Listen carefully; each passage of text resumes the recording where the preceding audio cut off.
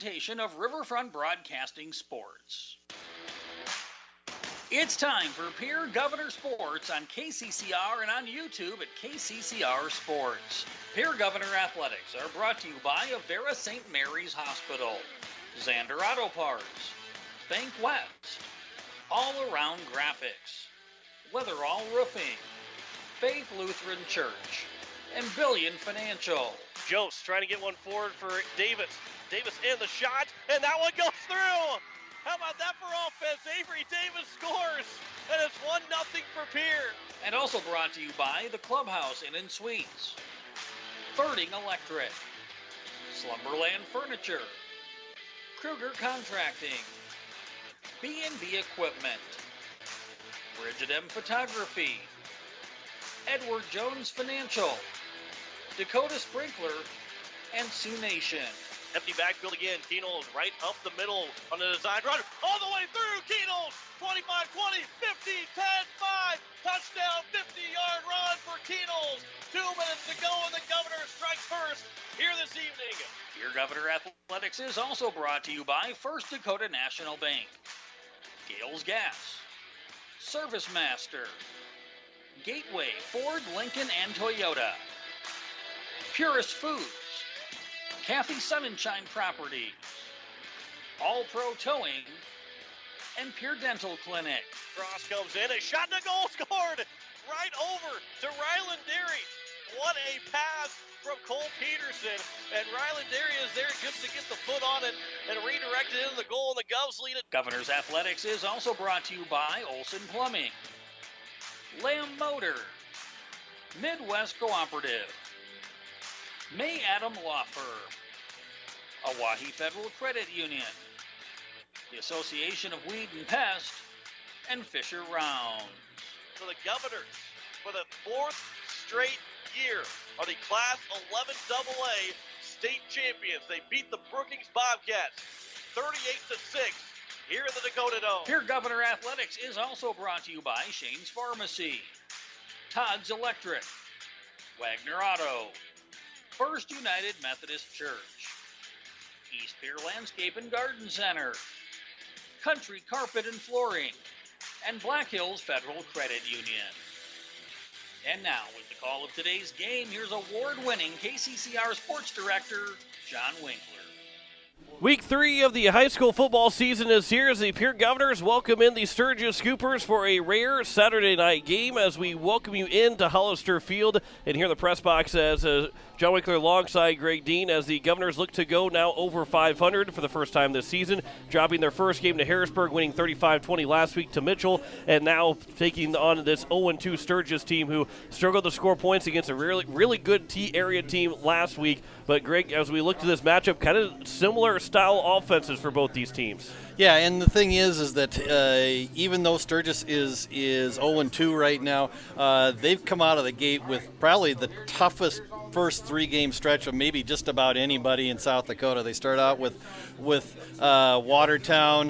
Watertown coming down from a Class 11 AAA this year. They're probably going to end up being one of the better teams in 11 AA this year. Then they make the long 5-hour road trip to T last week, and T right now looks to be, at this point of the season, probably the class of 11 AA right now. And then they follow that up with the road trip here to Hollister Field. So coming out of the gate, the schedule makers didn't do any favors for the Sturgis Scoopers, but so we'll see. This is going to be a good matchup tonight. The Govs obviously coming off of a nice win last week over Mitchell, 35-20, a game where really the defense kind of set up the offense, caused 5 turnovers last week, 4 of them on fumbles, got an interception. Probably should have had a second one that if video replay would have been in play, probably would have put that on the board as well. But the Governor defense really stepped up last week, and it's an offense that for the Governors has really come to play from a big play perspective.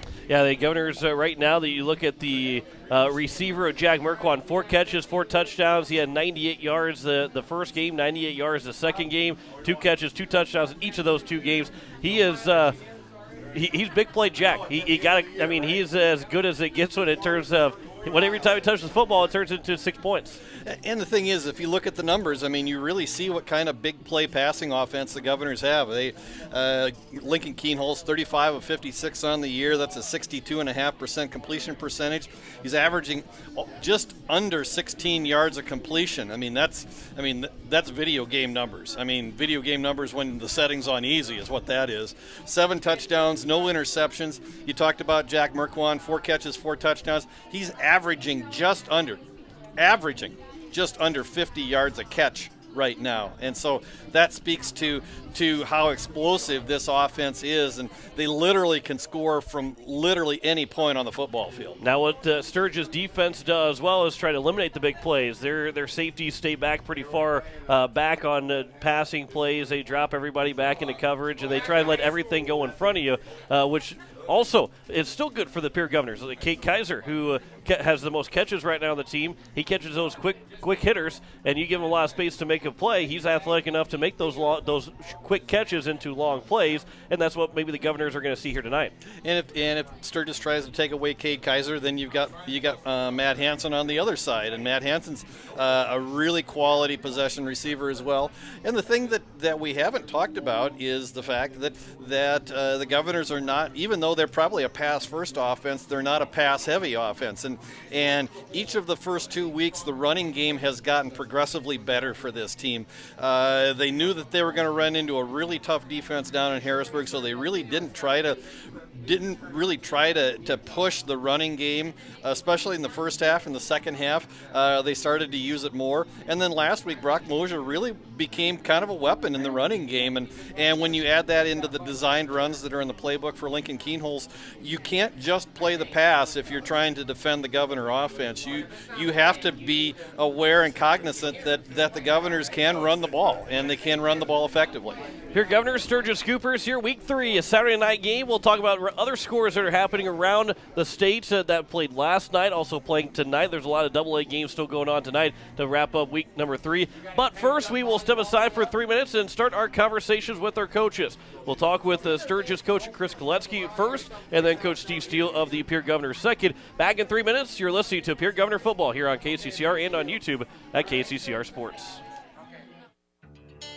Insurance. We all need it to protect our homes, health, businesses, and belongings. But having adequate coverage is just the beginning. You also need the support of professionals who stand by your side to protect what's important to you. Fisher Rounds & Associates combines the coverage you want with the commitment you need. Fisher Rounds & Associates. At your service, at your side.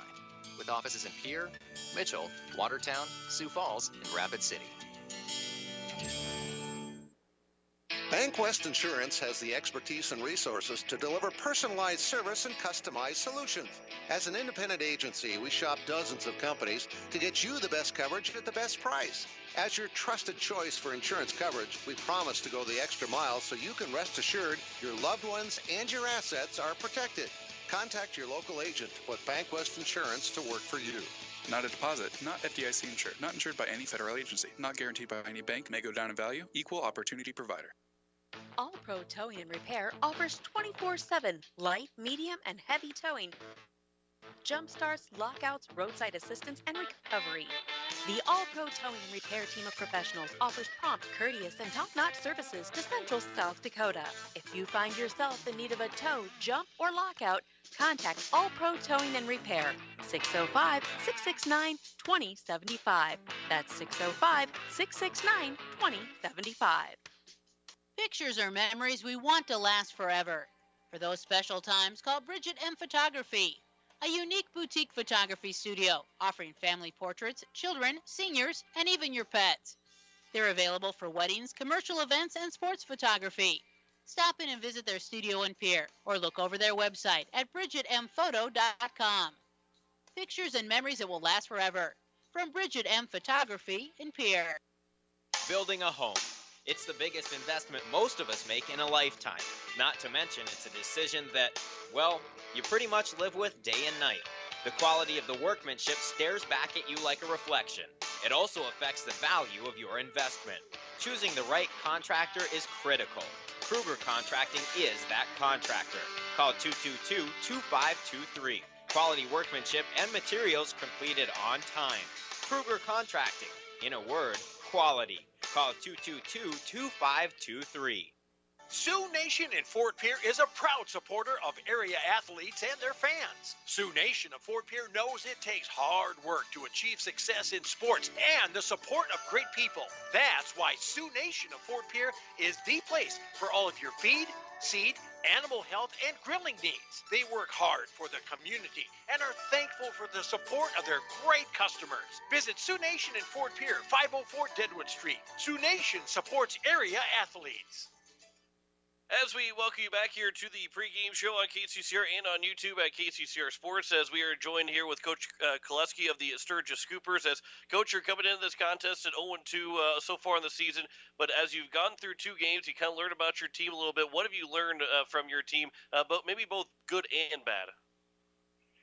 Well, that's something probably when we talk about what we're trying to learn is, we're still trying to find out who we are, and that's probably why we're, part of the fact that we're 0-2. The first game we had some positive things to come out of, and then last week against T, they're a very physical team, very big up front. They definitely took it to us. But, I guess the disappointing thing last week for our defense and offense was just kind of being undisciplined at times. When you see a lot of spread teams like we do nowadays, we're a spread team too, so we see them early on in fall camp.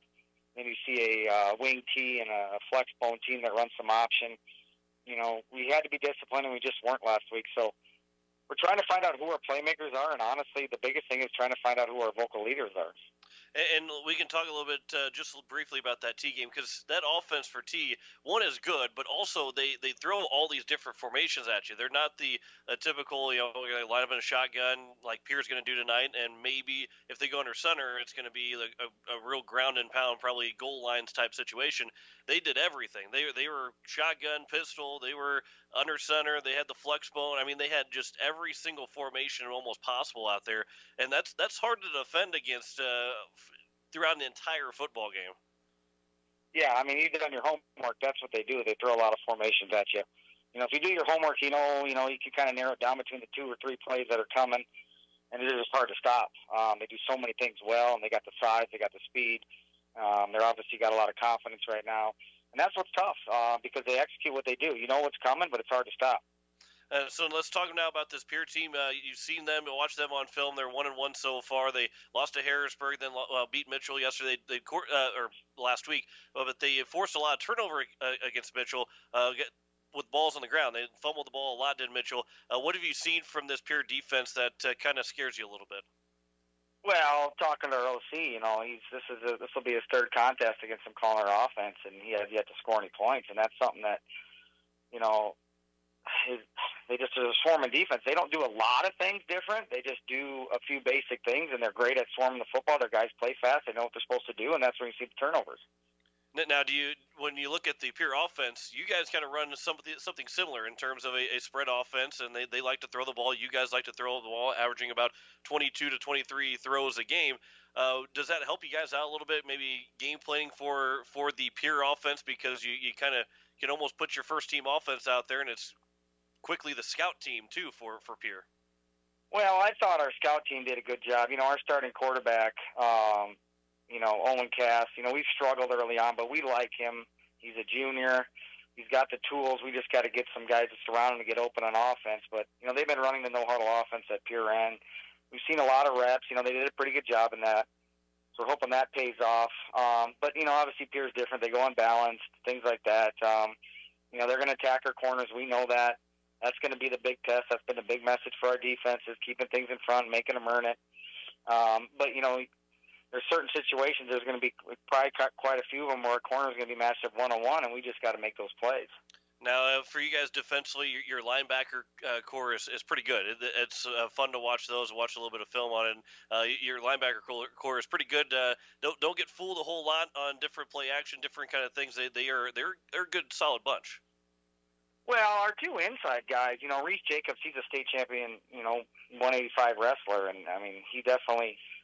Last year he led the team in tackles, and he wasn't on All-State. I think he might have led the state, and he was just a sophomore. So he's a junior this year.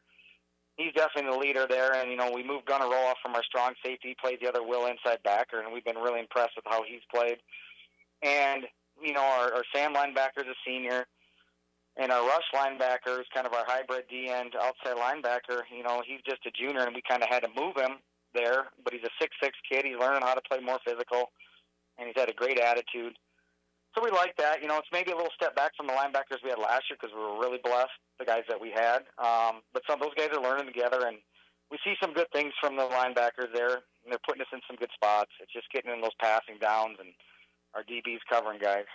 Talking with Coach Królewski of the Sturgis Scoopers as kickoff's at 7 o'clock. We'll hear from Coach Steve Steele here in just a little bit, and I'll ask him the same question I'm going to ask you here about a Saturday night game, but you get Labor Day weekend right before the Saturday game. So how did that work and help the fact that you had the day off Monday of school to having the day later to play on Saturday? Does that help out having that kind of crazy weird week? Yeah, I think it does. You get an extra day of preparation, obviously on this end. Now on the back end, you get a day less, and that's what makes it difficult, especially when you're a teacher and you got a full class schedule, trying to squeeze everything in and get your prep done so you can prepare your boys. But yeah, it's nice to have that extra day for sure. Getting everything wrapped up and going into the pregame practice or the day before, and kind of having your game plan set, and you're not trying to put things in at the last second. So that's nice for sure to have that extra day. As we wrap up here, Coach, what's going to be that number one thing for you guys to get a win against Pierre and get that first win of the season? Well, right now we're -5 in the turnover margin. We can't turn the ball over. We have to be able to sustain some drives on offense, and really defense is, can we stop the big play over the top? We know that we're going to get it. We're going to get a lot of looks out of that. We know that Pierre's got some speed on the outside, and they got some very talented receivers, and obviously one of the most talented quarterbacks in the state. So that's going to be the big challenge. Coach Chris Królewski of the Sturgis Scoopers. Coach, I appreciate the time. Good luck here tonight, and good luck the rest of the season. Thank you. Back with more of the pregame show next year on KCCR and on YouTube at KCCR Sports. Looking for your next new or used car, truck, or SUV? Then go no further than the comfort of your own home. Shop online at lambmotor.com. On lambmotor.com, you'll find the vehicles Lambs has in stock. You can schedule a test drive or your vehicle's next tune-up, all online. New or used, shop for it all online, anywhere you are. Lamb Motor has the right vehicle for you. Lamb Motor in Oneida and online, lambmotor.com. At Black Hills Federal Credit Union, our top priority is providing value to our members. Since 1941, we have helped our neighbors buy homes and vehicles, finance their farms and ranches, insure their assets, and retire comfortably. From Custer to Sioux Falls, we live and work in our communities, and we treat our members like family. Visit bhfcu.com to learn more about how you can join. BHFCU is member-owned, not-for-profit, and federally insured by NCUA. It takes hard work to reach goals. It's a truth that applies to more than just sports. It also goes for your financial goals. You work hard for your money. You deserve an investment strategy that lines up with your game plan. Your local Edward Jones financial advisor can help. If your investments aren't getting you closer to the win, visit edwardjones.com or stop by your local Pierre area Edward Jones office for a financial review. Edward Jones, making sense of investing. Member SIPC. It is time to control noxious weeds. Do you have a control plan in place? If not, contact your local weed and pest supervisor to help you set up a plan. Effort now will save you time and money in the future. This is Paul Johnson, South Dakota State University Extension Weed Science Coordinator, asking for your support to get this statewide noxious weed problem under control. As long as you have a local cooperative, you'll never farm alone. At CHS Midwest Cooperative, our team is your team, ready to help you make the decisions that are vital to your operation. From the seed, plant health, and marketing the grain, to fuel to keep you running, the feed to supplement your herds, and the financing programs to make it all possible. We're here for you. Give CHS Midwest Cooperative a call today and let us show you the value of the co-op. Local, loyal, and trusted for generations. When a disaster damages your home or business, you need immediate support from experts you can count on. ServiceMaster is there for your burst and leaking pipes, basement flooding, drying and dehumidification, roof leaks and failures, carpet and upholstery. We know your situation is unique. That's why we give every type of damage in every building the individual attention of certified experts who have the real-world experience to come up with the best solution. No type of damage is too big or too small for us to handle. We're standing by 24/7. Call ServiceMaster 844-902-2938. Welcome back to the pregame show here on KCCR and on YouTube at KCCR Sports. Joining me is Coach Steve Steele of the Pierre Governors as they welcome in the Sturgis Scoopers here tonight. A Saturday night game for you guys, 7 o'clock kickoff, so that stays the same, but a Saturday night game. Let's first talk about that. You get a chance to play on a Saturday night. Things are a little bit different. You get Labor Day weekend last weekend that maybe helps it make it feel a little bit more the same, although it just feels like maybe everything's kind of out of whack because of a longer week to prepare, a shorter week of school. Did it all add up to kind of feel normal to you guys? You know, I don't think it was too bad on the football side. I mean, really, we kind of gave the kids Monday off anyway. We did a little bit of film and lifting with them. But for the most part, we didn't put any pads on. We didn't practice on Monday. So then that way we could keep our practice routine the same, just pushed back a day. So really, outside of today, it's felt like a pretty normal week of practice. We changed the day on it. But today, like I said, in Coach's Corner, today is really the only day that feels a little off because you're not in school all day. Before the game, you're at home. And you mentioned that too at Coach's Corner about the somewhat difficulty of having that happen because you don't know where the kids are, what they do when they wake up all the way until they arrive at the field because there's it's a Saturday. They don't have to be at school. So that tends to be a little bit more difficult because you don't know what they're doing and how they're preparing for this game on the day. Yeah, and the biggest thing that we've encouraged our kids to do, and obviously again, there's no real way to check on this, is that they didn't just sleep all day. That's the thing that you always hope for when you've got a late game and nothing before it, is that you're not just sleeping till 2 o'clock and then waking up and munching on something and then coming to the field. We just that's the great thing about school, is we're having our film and meetings and lifting at 7 a.m. on game days, just because it gets you up, it gets you moving. Then you're going to eat, you're going to hydrate, you're going to do all those things that you can't do when you're sleeping. So that's usually our biggest encouragement to the kids and ask of them is, hey, still wake up. Even if you're going to take another nap, wake up at normal time and eat breakfast and hydrate, and then take a little break and do another thing at lunch, eat lunch and hydrate, because those things are so important, for what these kids are asked to do during a football game, that if they don't do them, you notice it in their performance. Okay, now you get Sturgis here tonight. They're 0-2 in the season. What have you seen from them on film? Let's first talk about the defensive side. What have you seen from them defensively on film? They're inside linebackers, they're nose guard. They're really good up front. I think their DBs have struggled some, and their outside linebackers have struggled some in the past. I don't think that their outside linebackers are overly comfortable covering people when they drop into some zones. So we'll have to look for some different ways to exploit those guys tonight. And offensively, what have you seen from them? Offensively, they like to throw the football a lot. They've got quite a few different route combinations, and they've got some talented guys back there. The biggest thing for us is going to be to get pressure and then, hopefully keep the quarterback both literally on the move, but to keep his brain on the move too by, mixing our coverages and disguising a little bit. You guys will have another guy come back to the offensive line. You had Brady Guest return last week. Now Christian Bush returning here this week. That's a big boost. Those two guys are offensive linemen. Whether they're do you guys had offensive linemen by design or just offensive linemen because you need to have those guys fill in those roles? But you get a chance now to even extend how many guys are playing just one way because of this now, and how important is it to have him back? It's huge, and that's one of those things where, him and Brady deserve a lot of credit for the work they put in while they were hurt. When the first time they come back and put on pads and when they're cleared fully and they can do everything, as a coach, you're always just a little curious of, how are they going to look, because they haven't done this in such a long time, and everyone else has had, 3 weeks for Brady and 4 weeks for Christian.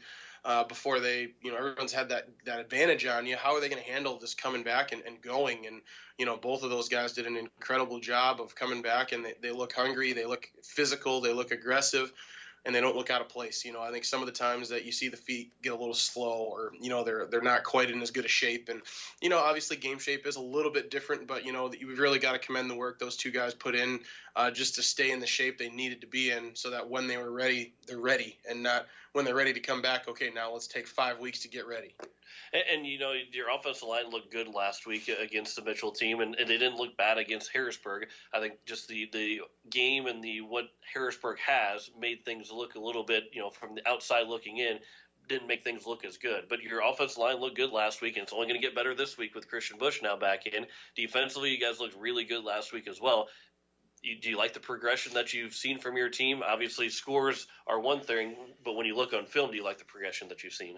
Yeah, I think we're making good strides so far, and that's all we've got to focus on is continuing to do that. The scores will take care of themselves if we continue to get better and better. And I think you saw, Gavin Stouts was one who started both ways for us against Harrisburg, and then last week with Getz coming back, we were able to just focus him on defense and say, okay, hey, if we need some drives from you on offense, be ready, but focus in on Mike, and he had a heck of a game at Mike. So, being able to kind of do the similar thing with Jaden Floor this week of, hey, you're still made to play offensive line. Let's be ready to go, but go create some havoc because, he does a phenomenal job of creating havoc on the defensive line anyways. So now we're even hoping, hey, if we don't have to take a break on defense at all, our defense is going to be that much better just from not having that timeshare. And again, talking with Coach Steve Steele, the Pierre Governors, as kickoff is scheduled for 7 o'clock against the Sturgis Scoopers. You guys forced 5 turnovers last week against Mitchell, 4 fumbles and 1 interception. You probably like to force 5 turnovers, but the thing is it could be 4 interceptions and 1 fumble because the amount of times that they pass, you mentioned it too, but your defensive backs will have another opportunity. And again, when you go back and watch the game against Harrisburg is a really good offense. You might look on the outside and say, oh, the DBs got burned a lot. Well, that's a lot of credit to Harrisburg and not so much a diss to the defensive backs that you guys have on your team.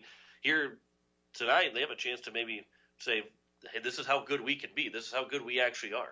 Yeah, I think they definitely can show that. Our DBs are very talented. And, I think the overlooked part of that Harrisburg game and what I hope we see differently tonight is the pass rush. And a lot of that credit goes to Harrisburg's offensive line. That's why 3 or 4 of those guys are playing FCS football next year and another one's playing Division II football next year.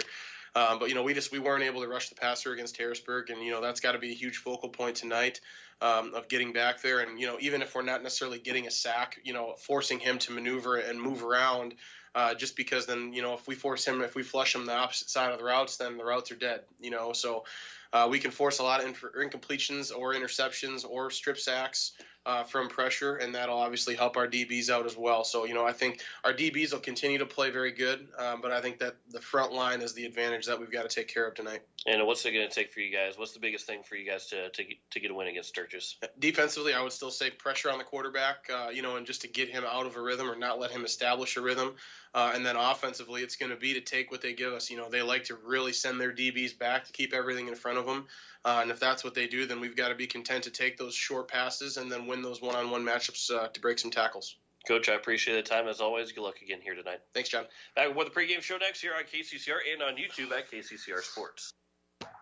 At Shane's Pharmacy, your health care is important, and Shane wants to be the pharmacist to take care of you. Shane's Pharmacy will make sure your prescriptions are filled in a timely manner. They will answer your questions, and they will even deliver to your home or office. Call 223-9200. Shane's Pharmacy, the pharmacy you know and trust. The number again is 223-9200. Shane's Pharmacy in Fort Pierre, proud to support high school athletics.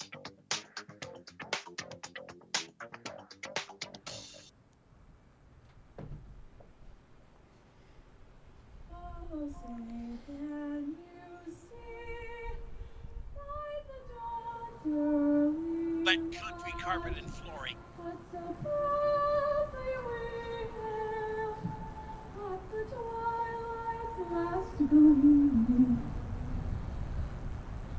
Whose broad stripes and bright stars through the perilous fight.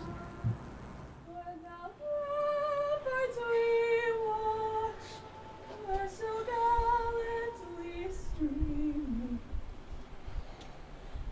And the rocket's red glare, the bombs bursting in air, came through the night.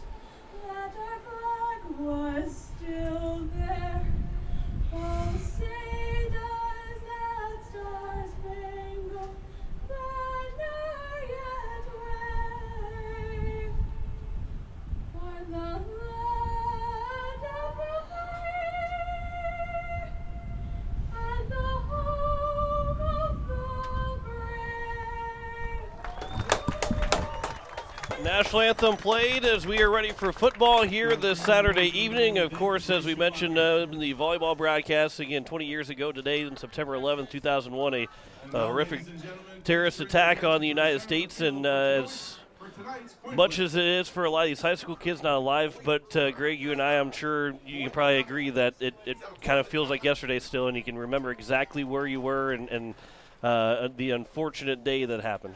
Yeah, and you know, that was a day that is just etched in I think everybody's memory. I mean, if you're an American and you were alive on September 11th, 2001, you know exactly what you were doing, and I certainly know what I was doing, and you know, spent a lot of that day and the next several days after that watching TV and watching the events unfold. And then you saw, you know, just 1,000 stories, you know, probably 10,000 stories come out of that event. Actually saw one yesterday that actually seen before, a young man from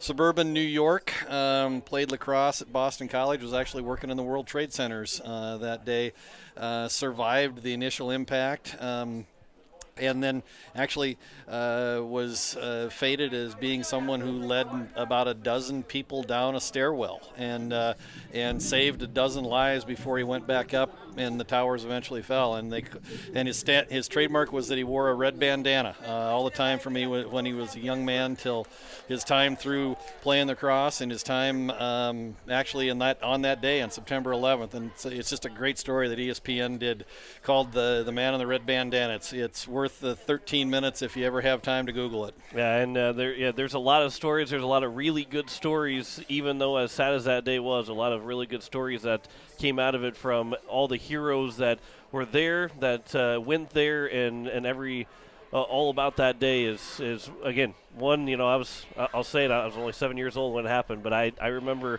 I don't remember much of the days before, the days after of my life in that time, but I remember September 11th. I remember September 12th. It was a day that I'll never forget. Even as young as I was, you can never forget the feeling of that day.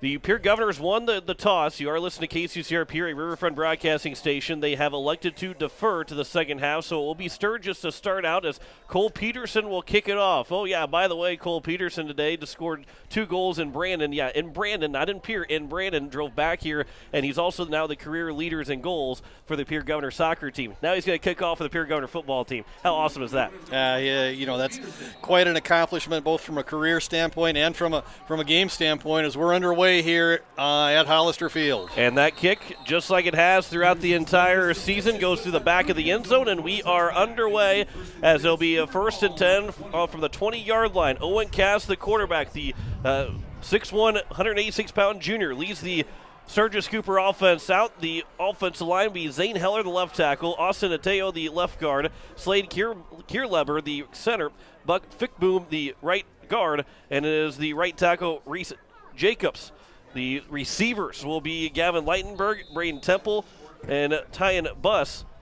Hunter Harrison, the tight end, and Connor Burnt is the running back for the Sturgis Scoopers, who will have a spread offense type formation. They'll hand it off to Burnt in the backfield. He'll pick up a couple of positive yards out to around the 24-yard line. So a good first play for the Sturgis Scoopers. 76 degrees at kickoff. Wind out of the east-northeast, 14 miles an hour for Sturgis tonight. They're wearing the white tops, black pants, black numbers outlined in red, black helmets with the Sturgis Scooper logo on the side for the Governors. They got black tops, white numbers, green pants, green helmets tonight. So here is now 2nd and about 6, and Burt will get the handoff again. He'll take it up to the right side, and it'll be another gain of a couple of yards, and it's 3rd and manageable here for Sturgis on their opening drive. About another 4-yard gain, and we'll call it a 3-yard gain to make it 3rd and 3. Yeah, Burnt the leading rusher for the Scoopers, 27 rushes, 123 yards. It's a 4.5-yard average coming into this game. He has 123 of their 142 rushing yards. So the bulk of the ground game is going to go through number 23 for the Scoopers. Owen Cass has 3 receivers out to the left side. Burnt is in the backfield, 3 down linemen for the Pierre Governors, 3rd and 3 in the opening drive here this Saturday evening. And the snap will look for Cass to throw to the left side. He's going to scramble to the left side, looking to pass, still looking to throw. He'll throw on the run. It's in the air. The catch is going to be made by Hunter Harrison near the 44-yard line, a gain of about 17. And it will be 1st and 10 for Sturgis. Yeah, and a nice job by the Governor defensive line. They actually flushed Cass out of the pocket. He had some time to throw and set up initially, but began to feel the pressure coming from the interior of the line. Flushed out to his left, was able to square his shoulders and get the ball about 15 yards downfield to Harrison, and the Scoopers are moving here with a 1st down. 1st and 10 from the Sturgis 45-yard line. Man will go in motion to the right side of the line as Cass will hand it off to Burt in the backfield, and Burt will get a couple of yards to around the 46, 47-yard line, a gain of about 2, and it will bring up 2nd down here for the Scoopers. First time the Scoopers have tried to probe the center left side of the line. Those 2 earlier runs for Byrne came off tackle here on the right side where they found maybe a little more success, but Governors did a nice job stacking up the middle of the line that time, held Byrne to just 2. From the 48-yard line, 9:40 to go here in the 1st quarter. Play action. That throw is going to be in front and incomplete to the intended receiver, as it'll be now 3rd down and about 7 with 9:40 to go. Leitenberg was the man that was the intended target. And it's now 3rd and we'll call it 3rd and 7 from the 48-yard line. 9:40 to go here in the 1st quarter. Defensively for the Governors, the starters, Jaden Floor, Hayden Epsey, and Gary Nedved on that defensive line. Chase Sarda, Dre Burt, Deegan Huska, Gavin Stotts, Austin Foley are the 5 linebackers. And they have Jacob Mayer, Jaden Wiebe, the cornerback, and then Lincoln Keenels. Those 2, Keenels and Mayer, are the free safeties. 3rd and 7 from the Sturgis 48-yard line. Shotgun formation. Cass will look to pass. He'll look to his left, the throw, the catch, and it's going to be bouncing out of the hands, and it will fall incomplete. Lincoln Keenels over there on the coverage, and it will bring up 4th down as that went to tie and bus, and it will bring up a punting situation here for Sturgis. Yeah, just an out route for Buss, and he was right at the 1st down marker, but just went through his hands, and the Govs caught a break, able to stand after giving up the initial 1st down on that drive. On the punt, it will be a fair catch from Jaden Wiebe. He'll catch it just inside the 30-yard line, and the Governors have good field position after allowing Sturgis to pick up a 1st down on that drive, but then held strong for the next 3 plays. And it'll be 1st and 10 from the Pierre 28-yard line. Is where the Governors will start their offense, as leading the charge out Lincoln Keenels, the 6'3", 190-pound junior quarterback. Brock Mosier in the backfield, Caden Kaiser, Jack Merkwan, and Matthew Hansen, the receivers, the tight end Jet Zabel, and then Kyle Albertson, Gary Nedved, Brady Getz, and Matthew Coverdale, along with Jaden Flores on the offensive line, but we will see Christian Bush make his season debut here this evening, as he'll get back to that offensive line. Here's Brock Mosier coming in motion.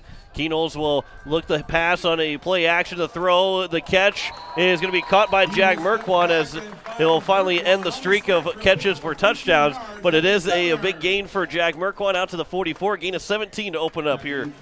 Yeah, and a nice job by the Governor offensive lines. Keenholz able to just sit back, and Merkwan coming from the near side just on a post route, and Keenholz able to sit and wait for Merkwan to break till he got past the outside linebacker and was able to break free, and he had a good protection and a nice route for Merkwan. Keenholz will look to pass, steps up in the pocket, but he is hit. He goes down. He is sacked. And a big hit from the Sturgis defensive line, along with one of the linebackers coming in, as I believe it was Jake Vleem, the 6'6", 184-pound junior that came through and was able to get the sack. Yeah, along with Aiden Werlinger, the 5'11", 213-pound sophomore defensive tackle, also in on that tackle, along with Hunter Harrison. And go all the way back to the 38-yard line. Be 2nd and 16 here for 2nd and 15 here for the Governors. With 8:28 to go here in the 1st quarter. Empty backfield. Mosier went in motion. Keenels will look to pass. He's going to throw. The catch is made by Hansen right there back to the original line of scrimmage. And it will be 3rd down and maybe 9 as it got to about the 45-yard line. A gain of 7 yards for Matt Hansen. Yeah, immediately tackled by Reese Jacobs, the leading tackler on this Scooper team through 2 games. Reese Jacobs, the state championship wrestler, as you heard in the pregame show, Coach Koletsky referred to, but he's got 10.5 tackles, 3 of them for loss so far on the season. So now a 3rd down and 9 for the Governors from their own 45-yard line. Keenels will go back to pass. He'll look, throw it for Hansen. He's open, and it overthrows him. However, there's a flag at the line of scrimmage. There's 2 flags sitting there around the line of scrimmage, so we'll wait to see what the call is. If it's on Pierre, that'll probably be a decline, and it will be on Pierre. We'll wait to see what the call is, but it should be a decline, and it will bring up punting for the Governors. Offense, number 72, penalty is decline, 4th down. So it'll be a hold on the Governors. That is on Kyle Albertson, and it'll bring out the punting unit. And Sturgis is able to hold a little serve here in the first quarter. 7:46 to go in the first. No score between Pierre and Sturgis, and both teams will get a first down and then have to punt the ball 3 plays later. As Keenels will go back to the punt. And Keenels will look to the right side. He'll go rugby-style punt. Really good kick there from Keenels. A fair catch called and caught inside the 20, around the 15-yard line. So a good punt there. Bus was the one that came up with the fair catch, but a really good kick. Keenels is, like I said, I think I mentioned it last week, that I wouldn't be surprised if colleges are calling up Steele and going, what does he think about kicking for us, being a punter? He's got the punt down pretty good. Yeah, that was a punt in excess of 40 yards. Has a little bit of wind behind him. Wind, basically just kind of a crosswind, like you said, out of the east-northeast. So if you look at the flags, they're kind of blowing from I would say the far corner of the end zone to roughly about the 30-yard line marker on the near side. So as a handoff, instead it's a play action. The pass is going to be dropped. As they're looking for Leitenberg again was Cass, and it went in his hands. He was ready to try and turn upfield before he made the catch. So another incompletion, 3 straight incompletions now from Cass, and it's 2nd down and 10 with 7:35 to go. I guess I should compliment Coach Nathan Nas, the special teams coach for the Governors, on that punt as well. He's at home watching after saying congratulations to him and Lauren on a birth of a baby girl, as he'll return next week to the sidelines with the Governors. Cass will throw in a screen pass. The catch is made over by the line of scrimmage on the far side. Not a whole lot going for the Sturgis, and bringing down 3rd down and long. Austin Foley on the initial hit read the screen pass well on the far side, and then that kind of disrupted the timing of the blocking out in front of the screen pass, and then Leitenberg was met by a host of Governors after the catch, and so pickup of just one, and the Governor defense pushed the Scoopers into 3rd and long here on their own 16-yard line. A gain of 1, so 3rd and 9 here. Under 7 to go in the first quarter. Second drive of the game for the Sturgis Scoopers. Cass will send a man in motion, 3 receivers out to the right side. They'll hand it off to Burt, but Connor Burt unable to pick up much, and he'll bring up 4th down as he got out to maybe the 18-yard line for a gain of about 2. And it will bring up another 4th down and a 3 and out by the Pierre Governor defense. And the Scoopers have continued to probe that right side of their offensive line, and that seems to be where they think they've got some ability to possibly run the ball. When they've run the ball, they've run to the right side 3 of the 4 times they've handed off to Burt so far. So now it will be the Governors after Brock Mosier had the fair catch on the punt. And it will bring up 1st and 10 from the Governor 45-yard line. We haven't seen anybody cross midfield yet in the first 3 drives of the game. However, the Governors are going to be looking for that first chance to cross midfield. They've got at their own 45. No score here. First quarter between Pierre and Sturgis. 6:20 to play here in the opening quarter. Second drive of the game now for the Governors, as they'll have a pistol formation. Mosier in the backfield. Keenels take the snap, hands off for Mosier. Gets a big hole right at the line of scrimmage and quickly swallows up and is down at the 47-yard line. A gain of 2 for Mosier, and it's 2nd and 8.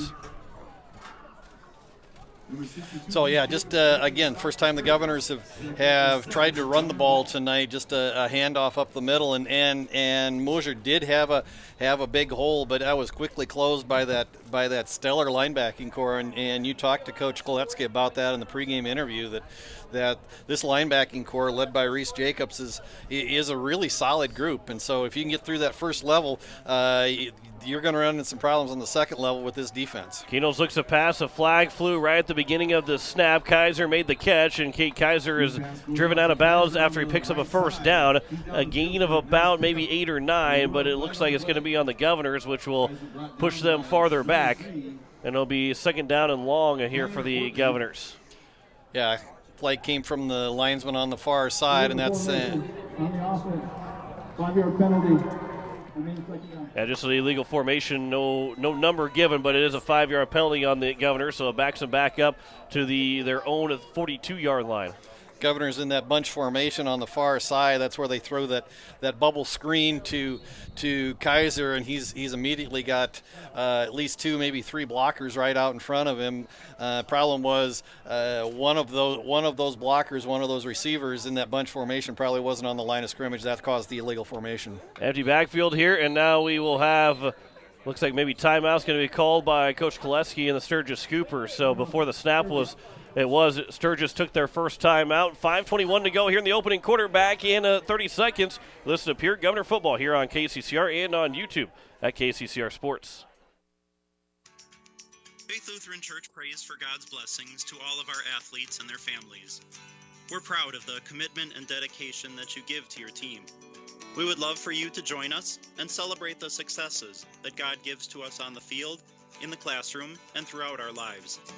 You can worship with us at Faith Lutheran Church on Sundays at 8:30 and 11 a.m., on Wednesday evenings at 7 p.m., or you can watch online at faithluth.com/livestream. As we welcome you back here to Hollister Field, Governors and Scoopers tied 0-0 with 5:21 to go in the opening quarter.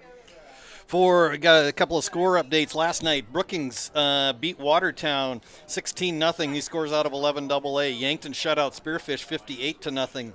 Rapid City Central defeated Douglas 27-0. Tonight, 2 other games on 11 AA. Aberdeen leads Mitchell at the half 27-7, and T Area leads Huron 15-0 at the half.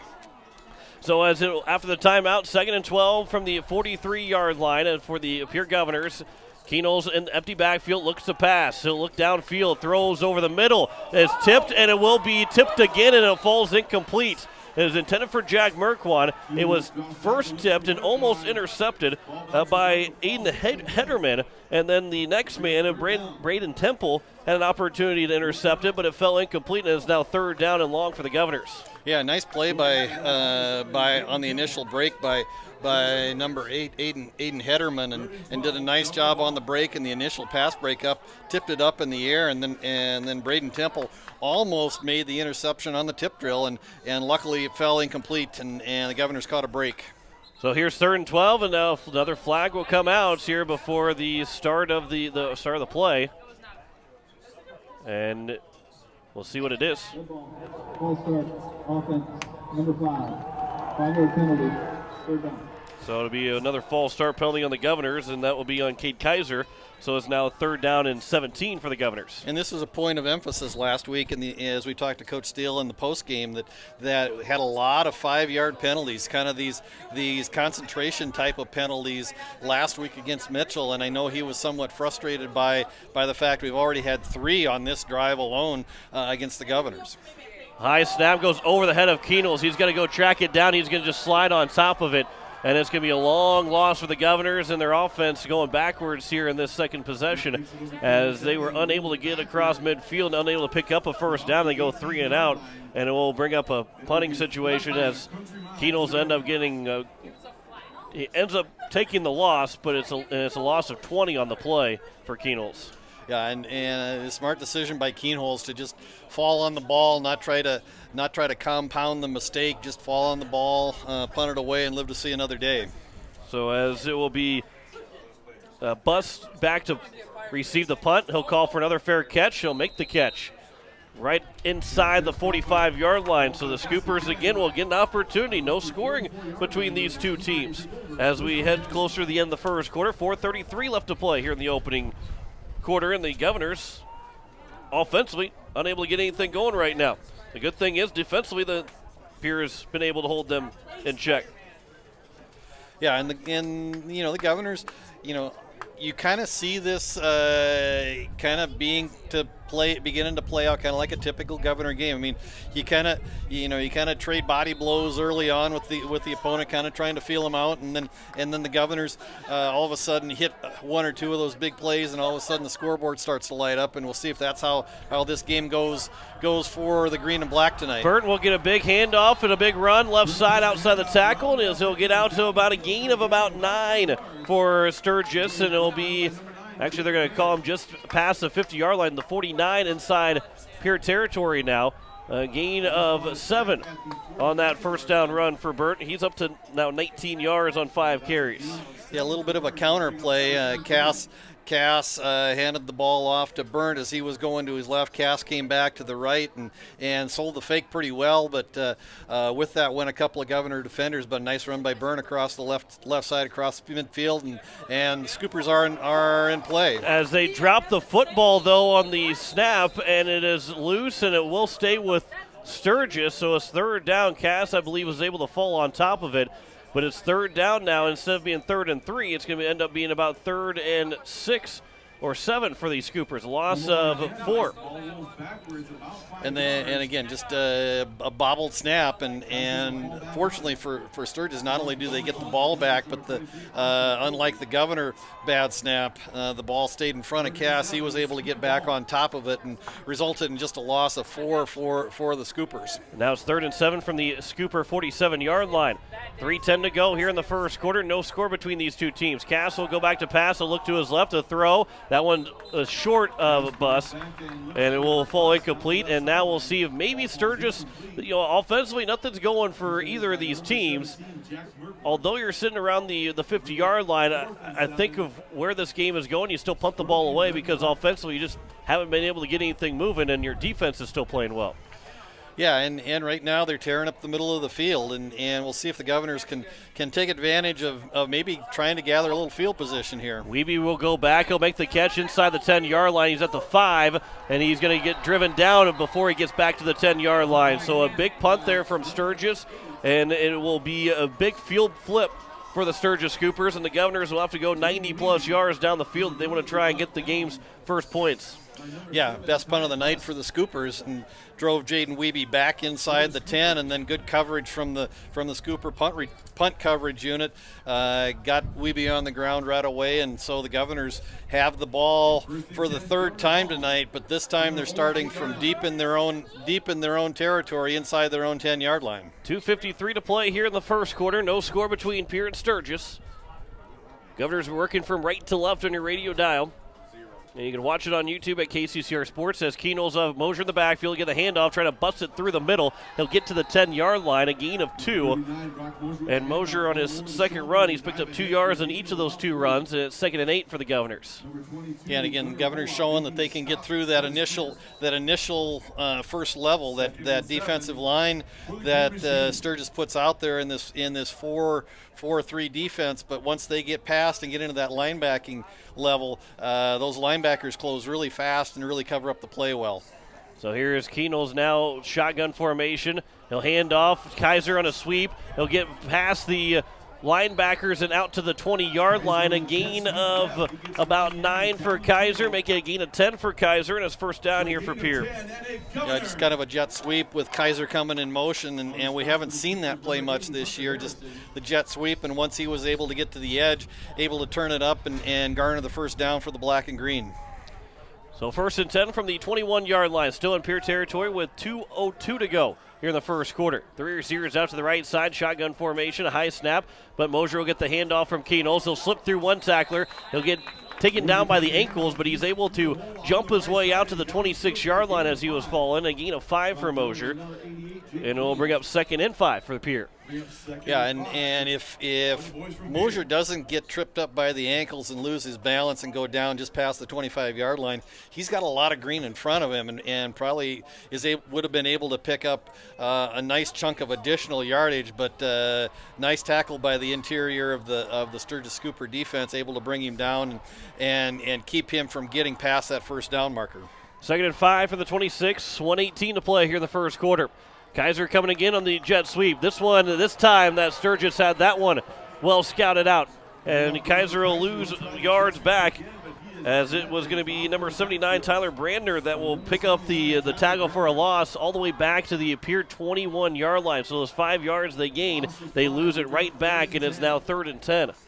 Yeah, Brandner coming from the right defensive end position, the 6'5", 188-pound junior defensive end, just disrupted the play, smelled it out early, got across the line, and met Kaiser right in the backfield. Potentially last play of the first quarter with under 40 seconds now to play, as long as a completed pass and it stays inside the boundary marks. Empty backfield here for Keenels. Shotgun formation. High snap. Keenels will look to pass. Keenels will step up. Now he'll try and scramble with it, trying to pick it up. Here's out to the 25 to the 30. He scampers out of bounds outside the 34 to the 35-yard line. A gain of 14 for Keenels. That's enough for a first down. A 3rd down conversion for the Governors. Yeah, and once Keenholz broke containment, he came across the line of scrimmage. Reese Jacobs, the junior linebacker, the leading tackler on this Sturgis Cooper defense, came up. Keenholz put a nice move on him and kind of juked him to the inside, and that created some space on the outside, and he was able to get across the first down marker and keep this drive alive for the green and black. As there's a high throw is almost intercepted over through Kaiser on that far side, and it was past Kaiser and then past the safety or the corner for the Sturgis Scoopers, as the man that had the opportunity was Tanner Ortlieb, Kalen Kennedy, the quarterback, had the opportunity for it. And now Keenels 2 for 5 so far. He's missed his last 3 with 20 seconds to go here in the first quarter. 2nd and 10 from the Governor 35-yard line. 2 receivers again out wide to the right side. Mosier in the backfield here for the Governors. Pistol formation for Keenels. 4-down lineman, high snap again, goes over the head of Keenels. He's going to pick it up on a bounce. Now Keenels is going to try and make something out of nothing, but instead he's going to go down to the 20-yard line, a loss of 15, and is now 3rd down and 25 here for the Governors, as that should do it for the end of the first. But another loss of 15 yards, and the Governors are going the wrong way with a couple of bad snaps here for Pierre. We step aside for a minute after we played the first quarter. No score between Pierre and Sturgis. Back in a minute. You're listening to Pierre Governor Football here on KCCR and on YouTube at KCCR Sports. The lawyers at the May Adam Law Firm in Pierre know how important your families are to you. If you've been putting off getting your affairs in order, know that the May Adam Law Firm is available to counsel you through your questions and help you get the documents in place so that you've made your loved ones secure. Call them at 224-8803, and they can chat with you about how to document your concerns and care for your family. We're all in this together, and the May Adam Law Firm is ready and able to help. The frigid air of winter and the blistering heat of summer can really put a dent in your pocketbook. The gang at Weatherall Roofing and Insulation in Pierre say, just foam it. Saving money on your energy bills is what it's all about with Weatherall Roofing and Insulation. Let Weatherall Roofing and Insulation help you save money with their custom spray foam or blow-in fiberglass insulation. Call 224-7982 for a free estimate. And remember, just foam it. As we welcome you back here to Hollister Field for the start of the second quarter, the Governors have themselves 3rd and 25 from their own 20-yard line. And a couple of bad snaps so far in this first quarter from Pierre. Right now it hasn't killed the second drive, but it has killed one of those 2 drives. As Greg, we have not seen that from this Governor squad. With the bad snaps so far and the mishandled snaps of any kind, it's been clean all the way through up until here today. And we've seen a couple of snaps that have cost the Governors a lot of yards. Yeah, and that's been unfortunate. And those are kind of momentum busters for the Governors. I mean, you just kind of get a drive going, just start getting a little momentum, and all of a sudden you get the mistake, you get the bad snap, and you find yourself back 15, 20 yards from where you started the line of scrimmage. 3rd and 25 to open up the second quarter. Keenels an empty backfield. He'll look to pass to his left. He'll step up, throw over the middle, looking for Jet Zabel. The catch is made right at the first down marker. Looks like he should be passing. He's out to the 45, a gain of 25 yards. And it should be enough for a first down. And it is going to be enough for a first down. A gain of 25 on a throw and catch from Keenels to Zabel. Yeah, and Zabel coming from his tight end position on the far side, just able to come across the middle of the field. And again, we heard Coach Koletsky from Sturgis talk about how the fact they like to keep everything in front of them and not a lot of pressure out of the defensive line from Sturgis. Keenel's just able to sit back, wait until one of his receivers broke open. On that time it was Zabel, and he got a lot of rushing room. There's a flag thrown as Keenels is able to make his way for a gain of about 3, and it'll be a hold on the Governors as the flag was thrown just after the snap and a couple of feet away from where Keenels was starting to make his run, so that will push the Governors back. And again, we didn't see a whole lot of penalties in that first week against Harrisburg, but we've seen penalties galore. Number 77, 10-yard penalty. That was Brady Getz that gets called for, but this week 2 and now even here in the week 3, as we've played in 32 seconds of the second quarter, we've seen a lot of flags from the Governors. Yeah, I think that's at least the 5th, maybe 6th penalty. I mean, I think it's been three 5-yard penalties and the second hold penalty on the Governors, even though the first one was declined. And so again, we heard Coach Steele talk about penalties last week in the post game. He said you can live with the football penalties, the holdings. It's the concentration penalties that are the ones that drive coaches nuts. 1st and 22. Kaiser make the catch on a screen pass. Kaiser's out of the 45 to the 50, crosses midfield to the 45 in Sturgis, and he'll get taken down as he'll go out of bounds at right around the 44-yard line. A gain of 23 for Kaiser and a first down for the Governors. And again, there's that bubble screen out of that bunch formation on the far sideline. It's a long throw for Keenholz, and so you really look for a lot of arm strength because he's literally throwing about 35 yards to the opposite side of the field. And so it's kind of a slow developing play, but good blocking from the receivers on the far side once they make the completion, and good run from Kaiser. Now Mosier will go in motion here to the right side of the line. Keenels will follow him over on the right side on the snap. He's trying to find some ways to get some positive yards. He does, as he'll get tackled out of bounds at around the 43-yard line, maybe the 42, a gain of about 2 for Keenels. That last play is 1st and 22. Kaiser picked up 23 for that first down, and now Keenels with a gain of 2 to bring up 2nd and 8. Haven't seen much of the designed run either last week for Keenholz or in the first quarter plus this week. That was just a straight direct snap to Keenholz with the sweep out to the near side, able to pick up 2 before he got run out of bounds by Jake Gleam, the 6'8", 184-pound junior defensive end. Keenholz is able to get Sturgis to jump across the line before the snap. So a 5-yard penalty is now, instead of 2nd and 8, it's 2nd and 3 here for the Governors. Much more manageable here on 2nd down for Pierre as they're traveling from left to right on your radio dial here in the second quarter. No score between Pierre and Sturgis. 2 punts from the Governors in that first quarter, 3 from Sturgis. No turnovers from either side, but the Governors have gotten the farthest drive moving. First team to cross midfield. There's a throw on a screen pass, and Merquan got undercut on the throw. And again, Sturgis is able to read that well, as it was going to be number 14, I believe it was, Demetrius Daniels, that came in and read that perfectly. Yeah, and what Daniels did is he came up out of his cornerback position and just kind of blew up the play. He pushed Cade Kaiser, who was blocking him, right back into where Jack Merquan was standing. The throw was a little high, but when Daniels came in on the and made the play, it forced Merquan to get into a position where he wasn't able to come down with the ball. So now it's 3rd and 3 from the Sturgis 37-yard line. Keenels will hand off to Mosier. He'll sidestep to the left, trying to get through, but he is thrown down at the 40-yard line. A loss of 3, and it'll bring out 4th down. And now the Governors have a decision on what they want to do, as it will be 4th down and 6. And the Governors, looks like maybe they're sending out the punting unit. And unfortunately, Pierre's going to stall out again. Yeah, Connor Burnt read that play well out of his linebacker position and came up and just as Mosier came into the interior of the line, he tried to sidestep the first tackler, which he did, but then Burnt blew up the play and closed it down and was able to get Mosier on the ground for no gain on the play. Keno's trying to pin him deep, and it's going to roll into the end zone, and it will be 1st and 10 for the 20-yard line as the third possession goes for a punt again, and the Governors unable to score again. And so now it'll be Sturgis from their own 20-yard line in their first possession here in the second quarter.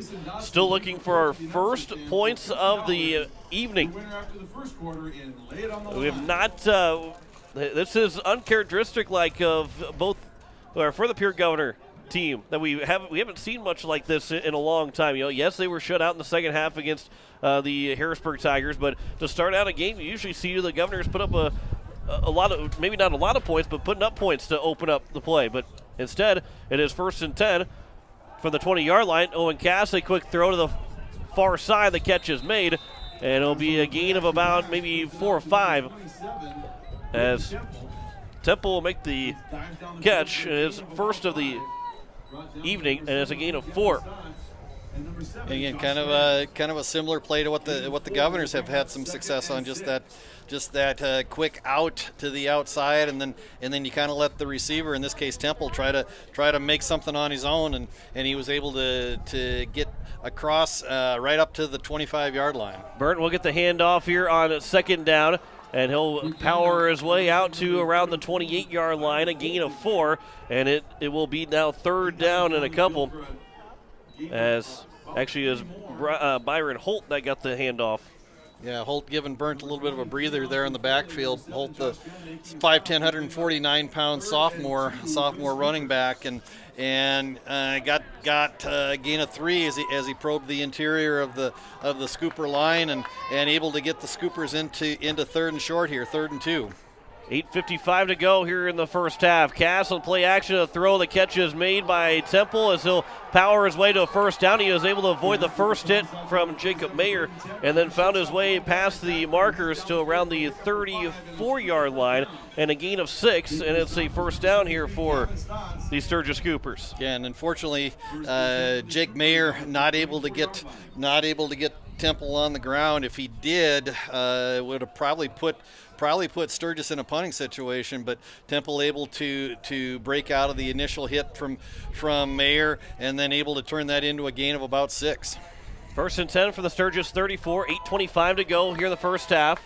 3 down linemen for the Pierre Governors, as a handoff will be up the middle and not much doing for the Sturgis Scoopers, out to around maybe the 35-yard line, maybe to the 36, as it was Holt again that got the handoff, and we'll call it a gain of 2 and make up, or a gain of 1, and it'll be 2nd down and 9.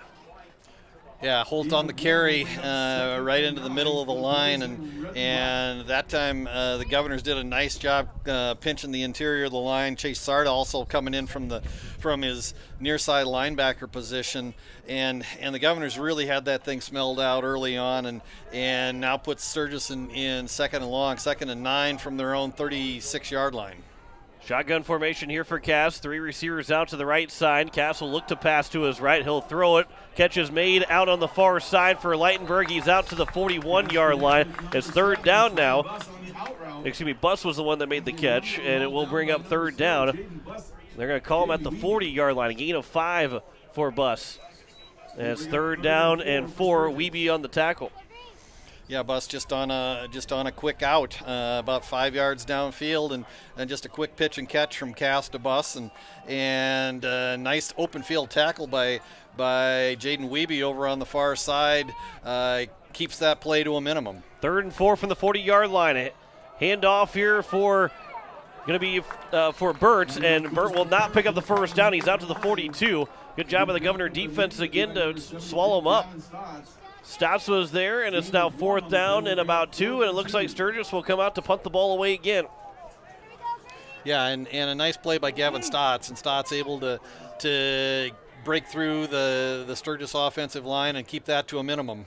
So here's the punt from Sturgis. Wiebe will call for a fair catch. He'll go back, make the catch at the 20-yard line, and that is where the Governors will take over. And another punt, make that 7 punts in a row. from both these teams combined, and we are still scoreless here. 6:27 left to play in the first quarter, or first half. And you just kind of feel like the Governors are due to hit something big. And when we talked about this big play offense that the Governors have, and so far they just haven't quite been in sync tonight, and so it won't be. You got to feel where they finally are able to break one of those plays. They've been getting good protection from the Green and Black's offensive line whenever they've put the ball in Keenholz's hands to throw the ball. Keenholz will throw on first down. Mosier will try and run before he made the catch, ends up dropping it, and it's 2nd and 10. Keenholz now 4 for 9. That's another thing that we haven't really seen so far here this season is Keenholz has usually been around the 80%, almost 90% mark in the first half passing, but he's only at 4 for 9. Maybe he gets to 50% if he completes the next one. Yeah, and he's had a couple of drops. I mean, that was a case where that was a ball right in Brock Mosier's hands, and unfortunately, like you said, maybe took his eye off the ball at the last second as he thought about trying to turn up field once he had completed the catch. But you got to catch the ball before you run, and that time, unfortunately for the Governors, fell on the ground incomplete. Keenholz is going to scramble out of the pocket to his left. He's still looking. He'll throw it downfield. It's going to be a jump ball, and it's going to be incomplete. The only man that could potentially make the catch was going to be Tanner Ortlieb, but Kaiser kind of played defense there and ended up breaking up the pass, and it'll bring up 3rd down and 10 now for the Governors. Yeah, and again, a lot of time for Lincoln Keenholz in the pocket, and he sat back for about 3-4 seconds, then started to feel the pressure of the Sturgis rush. Began to move to his left, and then actually once he got out of the pocket, he had a fair amount of time. Once he got over towards the far sideline, was able to see Cade Kaiser coming free deep down the middle of the field, but just kind of overthrew him, and Tanner Ortlieb almost made that interception. 6:10 to go here in the first half. Keenholz looked to pass. He'll throw it. Catch is made by Zabel. He's going to get out to the 35-yard line. Crosses to the 40-yard line. He's got enough for a first down. But a flag is down to the line of scrimmage. And where it was, it looks like we might see either a hold or we might see that it was illegal man downfield. But we'll see if it's on Pierre. It's going to be 3rd down and very long for the Governors. Yeah, the way that they are talking and pointing back and forth between Coach Steele, this looks like it probably is an illegal man downfield. And where Zabel made the catch, she made it almost look like he was around the line of scrimmage to make the catch, but it was more around the 5 yards pass, and every offensive lineman was in front of Zabel when he ended up making that catch. So it's going to be 3rd down and 15, 6:01 to play, 6 minutes to play. Actually, the clock will run here again. 3rd and 15 from the 16-yard line, under 6 minutes to go here in the first half. No score between Pierre and Sturgis. Keenholz, empty backfield. He'll look to pass on 3rd down. He's got to scramble out of the pocket again. Keenholz will throw on the run, looking for Kaiser. It's a jump ball. Kaiser makes the catch. He's going to take it all the way to the house. 25-20, 15-10, 5, touchdown, but there is a flag down, and it will be offensive pass interference or a defensive pass interference. You know where how that pass came in, I don't know if you can really say it was on Kaiser. I think it should be an 84-yard touchdown completion, and if anything, it would be a defensive pass interference.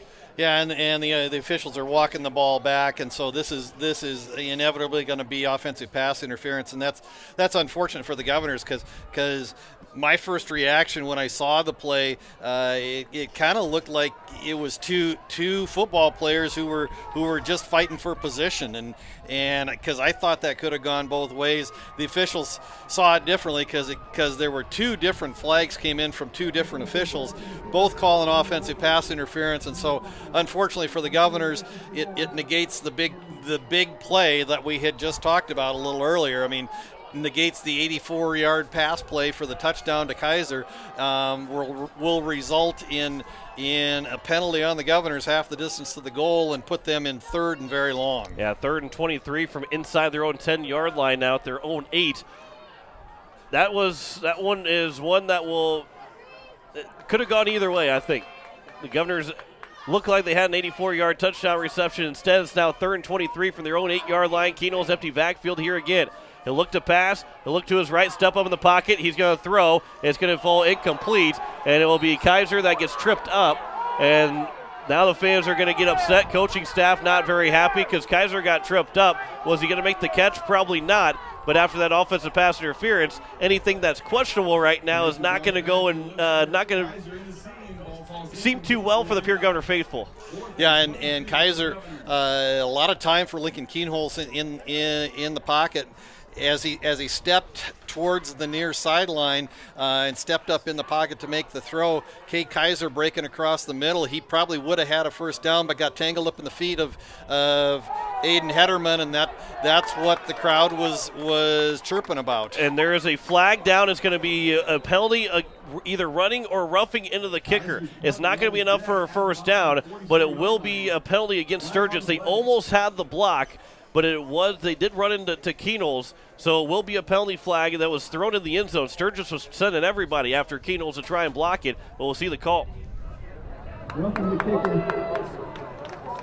On the defense, 15-yard penalty, automatic first down. And an automatic first down and a 15-yard penalty, and Coach Koleski is hot. He is hot over there on the sideline. He came running over to the official. It's a 15-yard penalty and an automatic first down, which means that the Governors keep possession. They don't actually – they didn't put the ball away eventually. They got the ball back here outside their own 20-yard line. He can't believe it. I think he was thinking a 15-yard penalty, but it's not an automatic first down. But it will be enough for the Governors to pick up a first down to their own 23-yard line, and the drive will continue.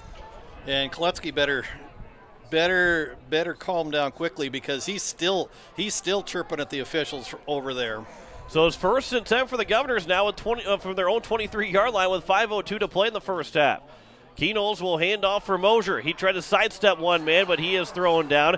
And no pressure to number 62, Reese Jacobs, as he got in there without anybody touching him. And it'll be no gain for Mosier at 2nd and 10.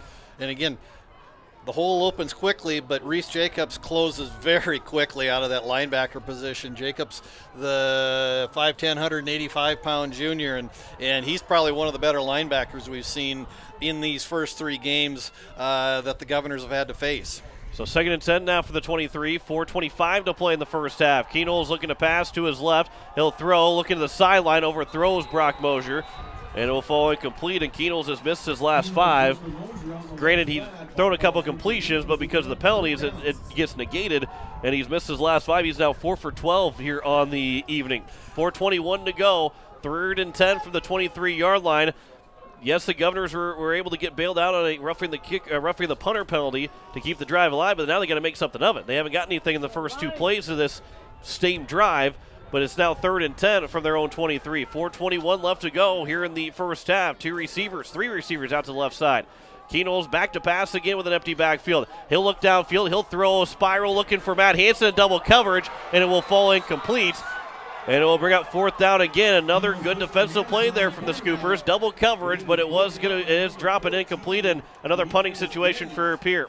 Yeah, and a nice throw from Keenholz. He had Matt Hansen breaking open for a brief second down just about the 45-yard line, the Sturgis 45-yard line. But a nice play at the very last by Demetrius Daniels, the sophomore cornerback, comes in, breaks up the pass because Hansen had the ball in his hands before Daniels gets the ball and rips it out of the way. Keenholz another punt. It's going to be taken here at the 35-yard line. Nowhere to go for a tie and bus. And it'll now bring up 1st and 10 here for the Sturgis Scoopers from inside their own 40-yard line around their own 37. Yeah, and a nice play by the Governor punt coverage unit, able to keep Buss contained after he caught the ball on one bounce back inside his own 40-yard line. Because if he steps out of that ankle tackle, he might be able to get to the edge and possibly pick up some positive yardage.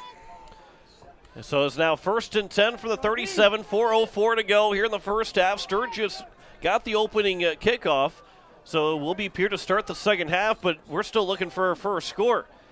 Cass from the shotgun, 3 receivers out to the left side. Play action for Owen Cass. He'll fake the pass. Now he's going to be sacked as he's going to be run down, and the Governors will pick up their first sack. Chase Sarda was able to drop him down after I believe Hayden Epsy got to him first, and it will bring up second down and long here for the Sturgis Scoopers all the way back to their own 29-yard line. Loss of 8.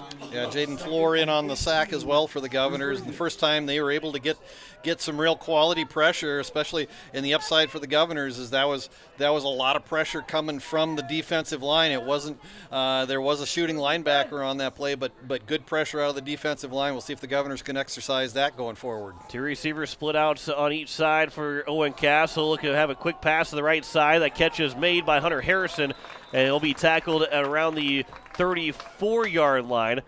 A gain of about 5, and it'll bring up third down and 14 here for the Sturgis Scoopers. Yeah, just an out route for Harrison, and he's able to just turn it up. But a nice play by Jaden Wiebe over there, the cornerback, able to come up and make the tackle, and so the Governors have forced the Scoopers into third and long, 3rd and 14 here with just under 3 minutes to go here before halftime. Two receivers here to the near side. Owen Cass from the pistol formation will drop back to pass. He'll float it. It's going to be intercepted, and it's going to be Dre Bird who will take it back for a pick 6. Dre Bird is in the end zone, and the Governors will strike first with their interception, first turnover of the game, and Pierre leads at 6-0 with 2:35 to play in the first half. Yeah, just the Scoopers were trying to set up a screen pass, and Cass caught a lot of pressure coming right up the middle. I think it was Jaden Floor who really smelled that play out coming hard. Cass tried to just dump it off and missed the receiver, and Dre Burt just picked the ball up right before it hit the ground, made a nice play, and then once he made the interception, was able to just sidestep Owen Cass and was able to go about 28 yards for the score.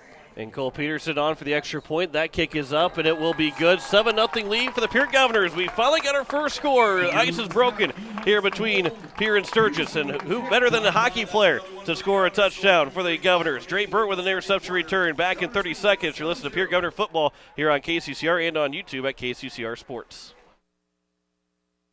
Confidence, professional care, experience, and diverse care for all ages are what you should be looking for in dental care. And that's exactly what you'll receive from Dr. Monty Bechtold and Dr. Murray Thompson at Pierre Dental Clinic. You can expect friendly, caring staff who are concerned about your dental health and offer you complete confidence with routine checkups, early morning appointments, emergency treatment, and the latest in dental technology. Local dental treatment, all at Pierre Dental Clinic. Call 224-5355 or stop by their office at 640 East Sioux Avenue in Pierre. So it is a 7-0 lead for the Pierre Governors as Dre Burt took the interception back. And so now it will be right back here for the Sturgis Scoopers to get possession as Cole Peterson will kick it away. Again, Peterson was part of the boys soccer team that won 3-0 today against Brandon Valley. He scored 2 goals, which tied and then took the lead. Most career goals scored in Pierre Governor soccer history for the boys. Was now 17. He's picked up 15 goals this season. 17 goals is now the new career high for Pierre Governor soccer. Short kick. It takes a hop of the 20-yard line, picked up on the run, and Ortlieb will be tackled around the 30-yard line. And so going to be a good start here for Sturgis with 2:32 to go in the first half, and they are trailing at 7-0. Yeah, and I don't know if that was a designed kickoff to kick it short, kind of into the hole right behind the second line of the Sturgis kick return unit. But we've seen the Governors do that occasionally, try to find a hole in the kick return setup, and if you can get it into that hole and maybe get some of your edge guys down there, it's kind of like a long onside kick is what it turns into. That time Ortlieb able to come up as the deep man, caught it on one bounce and was able to get about 5-6 yards on the return. So 2:32 left to go here in the first half. 3 receivers out to the right side. Shotgun formation for Owen Cass. 3 down linemen for the Pierre Governors. Keenel's looking like he's going to try and come on a blitz. He will come on a blitz, but it's handed off in the backfield and then thrown down for hardly any gain, as that was, I believe, Epsy that got to him first. Yep, Hayden Epsy in on the tackle out of his nose tackle position and threw Burnt down for looks like no gain on the play as Burnt tried to go right into the middle of the Governor defensive line. So 2nd and 10 here from the 31-yard line. 2 minutes to play here in the first half. If you're Sturgis, you're probably just trying to kill the clock and be the score with hardly any time left to go in the first half. 3 receivers out to the right side. Cass from the shotgun. He'll hand off for Burnt again. And he's going to be wrapped up. He's going to be throwing it forward. And it will end up being a gain of about 3 for Sturgis. And Coach Steele will take his first time out. SB again with the tackle.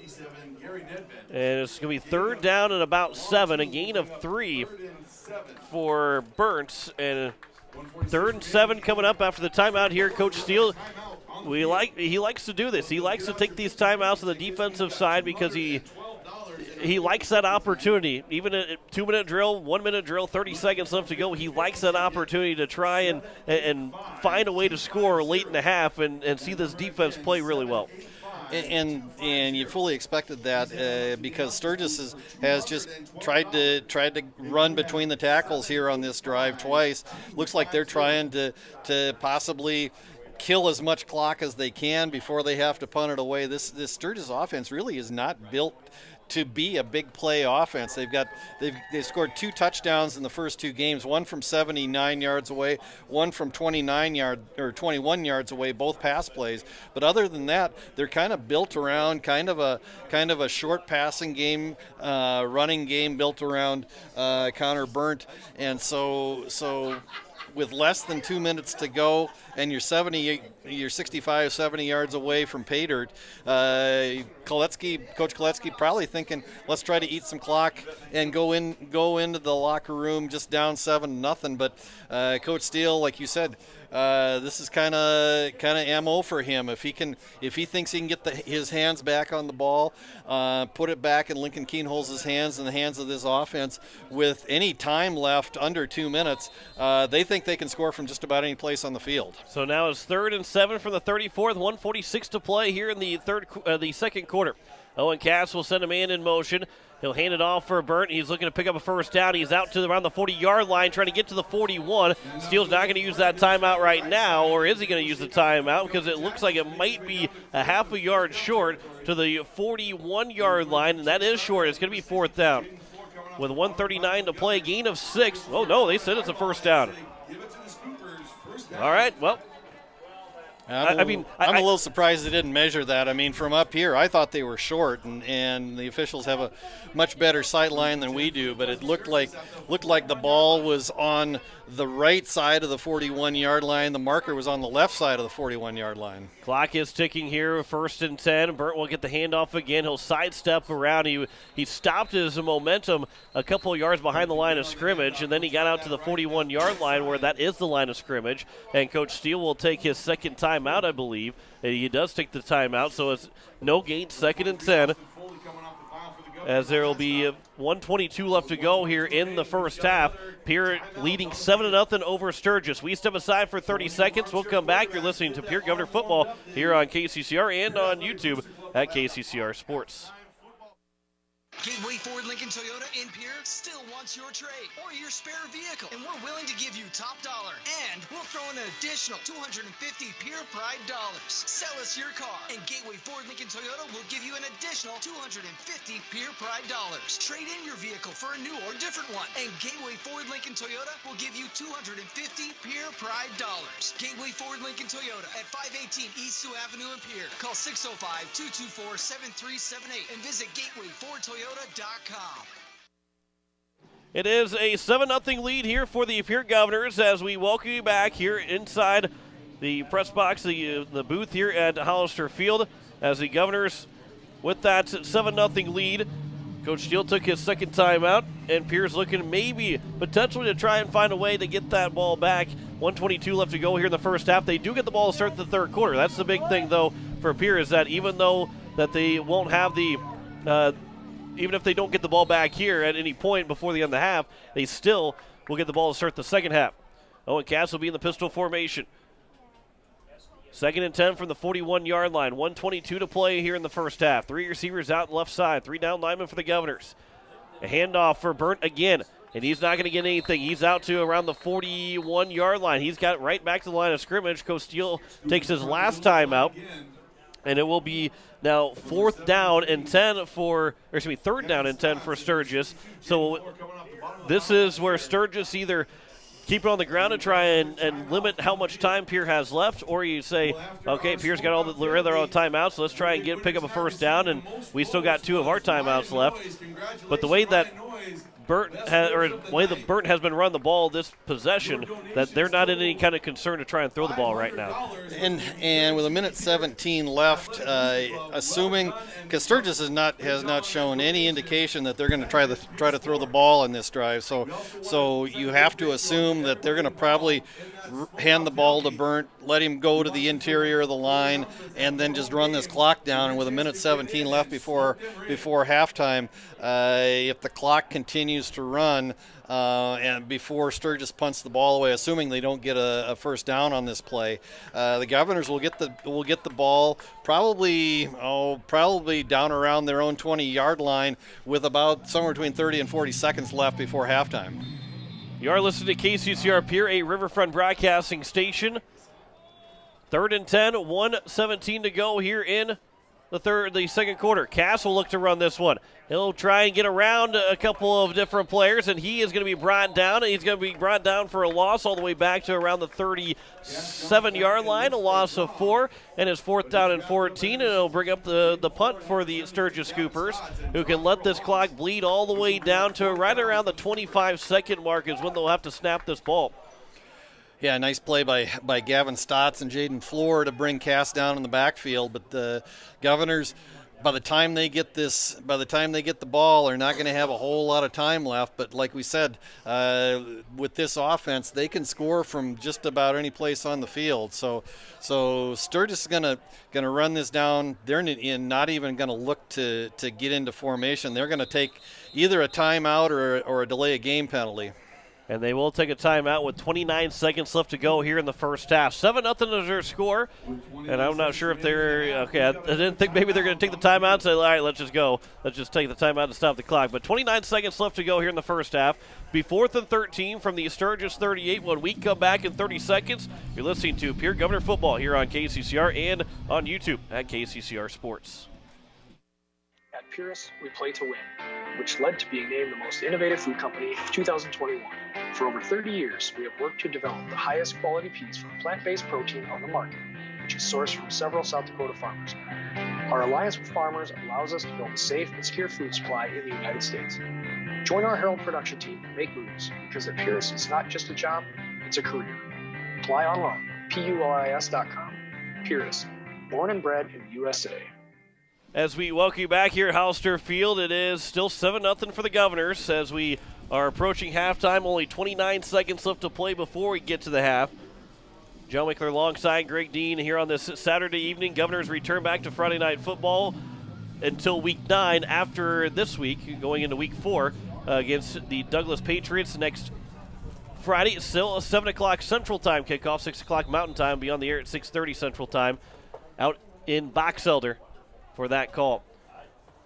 So it is 4th and 13 in the punt attempt here for the Scoopers. A high snap, looking to try and block the punt. They did not. It's a high kick up in the air. The Governors have to make sure they get out of the way. It's going to take a Scooper hop, and they're going to pick it up with 20 seconds left to go. So Pierre, with no timeouts, will have to go the length of the field of about 73 yards or so. And the Governors will see what they can do here with 20 seconds left to go. And other times you might say, let's just run one run play because we're a running team, but this is a passing team. If you pick up a 1st down, you can go clock it pretty quick, because if you pick up a 1st down, the clock stops momentarily to get reset, and then you can spike the ball, so it may only take a second off the clock. So a passing team like Pierre is in high school and college football, you can go down the length of the field in a short amount of time because the clock stops momentarily every time you pick up a first down. 3 receivers out here on the near side. Shotgun formation for Keno's, an empty backfield. They'll throw for a screen pass. Kaiser will make the catch. He's at the sideline. He's still on the 35 to the 40, and then he is out of bounds at around the 45-yard line. 8 seconds came off the clock, but I don't know if maybe he got out of bounds in time. So a gain of about 17, and the clock will start to run. So now Keno's will have to pass the ball here rather quickly, but now we got a whistle, and with 7 seconds to go. And Sturgis had to take a timeout because they had 12 guys on the field.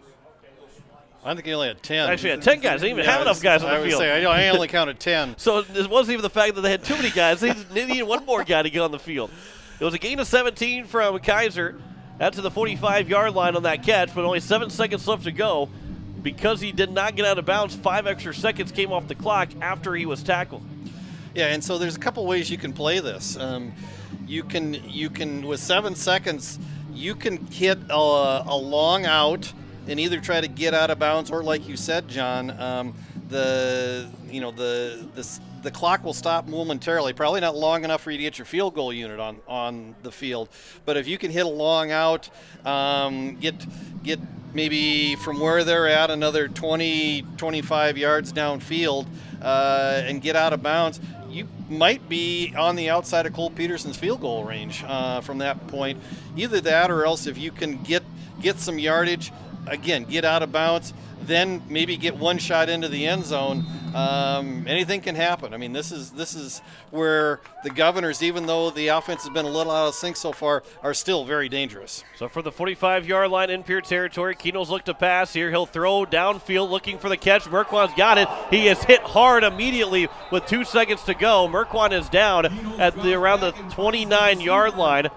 Or was it incomplete? I think it was incomplete, and it will bring up second down. No, they are going to mark it. They are going to mark it. So the Governors have to get back up to the ball. I don't think they have enough time here to get they're not going to have enough time to clock it with only a second left to go.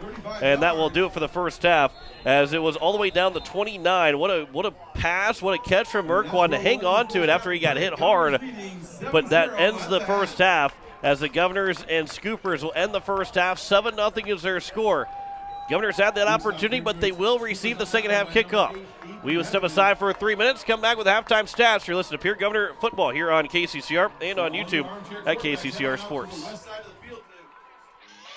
Wondering what to do with the pitted and rutted drive? B&B Equipment will get you covered. Wanting to put something down the ground? B&B Equipment will put a hole in your project. Need to even up that property?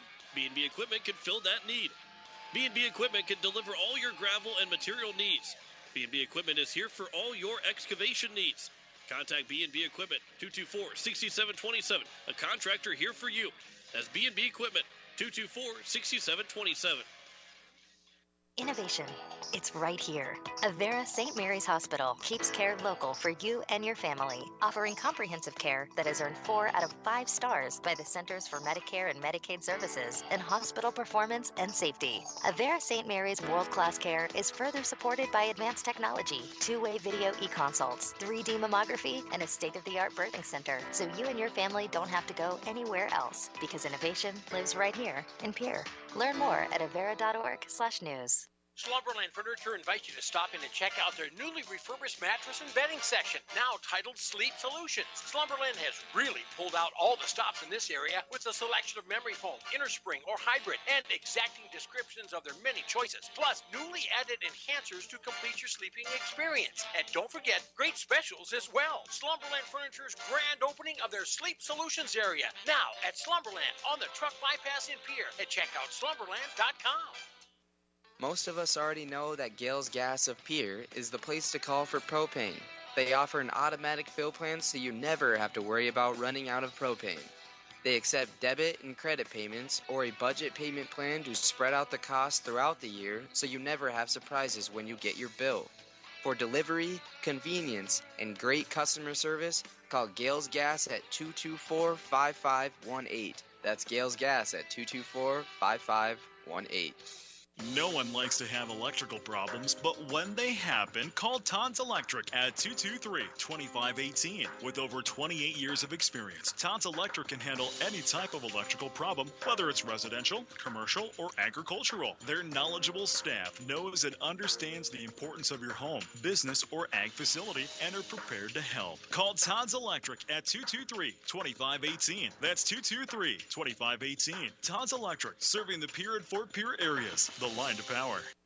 The Clubhouse Hotel and Suites has Midwestern charm and unprecedented attention to detail that provides the perfect getaway.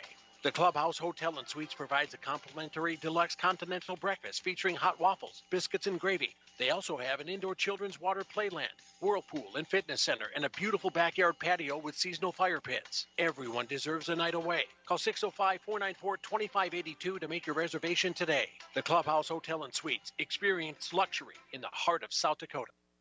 As we welcome you back here at halftime between Pierre and Sturgis, John Wickler alongside Greg Dean, and not a whole lot of offense and not a whole lot to talk about. If you want to talk about offense, defensively, boy, both these teams have played really well. Only if you combine the two teams, 160 yards of total offense between the two, with 102 for Pierre, 58 for Sturgis in the first half. Our only score is an interception return for a touchdown by Dre Burnt, and that's all we got so far. It's been a defensive battle. Coach Sean Lewis, the defensive coordinator, I know he'd probably like to see Pierre have maybe 21, 28 points on the board, but I'm sure he's probably feeling pretty good of a 7-0 score right now. Yeah, and the fact that the only touchdown on the board has come from the defense. Yeah. And so the credit the Governor defense. They're doing their job tonight. 58 yards total offense. If that stays like it would in the second half, you can hold Sturgis to about 100 yards of total offense for the game, and that would be they've had 360 yards total in the first two games. So they're averaging about 180 yards of offense through two games. If you can hold them down around that 100-yard mark, that's a statement for the Governor defense. Now on the other side of the ball, the Governors just look a little bit out of sync on the defense or on the offensive side tonight, and it's been uncharacteristic for Lincoln Keenholz. He's missed some open receivers. I mean, we've seen him look either for that bubble screen or that quick hitch route to the sidelines, and he's overthrown about 3 receivers tonight on those kind of routes, and that's just uncharacteristic for him. And so the Governors, like I said, just they look just a little bit out of sync. Sturgis, like we talked about in the pregame, tends to only rush 3 or 4 and then drop 7 or 8 into coverage, and really they've done a nice job of covering up the Governor receivers when they've had a chance to break free. And so even though we talked about how good the Governor defense has been so far tonight, give a lot of credit to the Sturgis defense, in addition to the fact that they put a couple of big hits on some Governor receivers tonight. Yeah, Merquan was walking off with Casey Michelson at halftime after he made that 26-yard reception and then took a huge hit, and that's how the half ended, where the Governors had it at the Sturgis 29 but didn't have enough time to make a play. They get the ball to start the second half.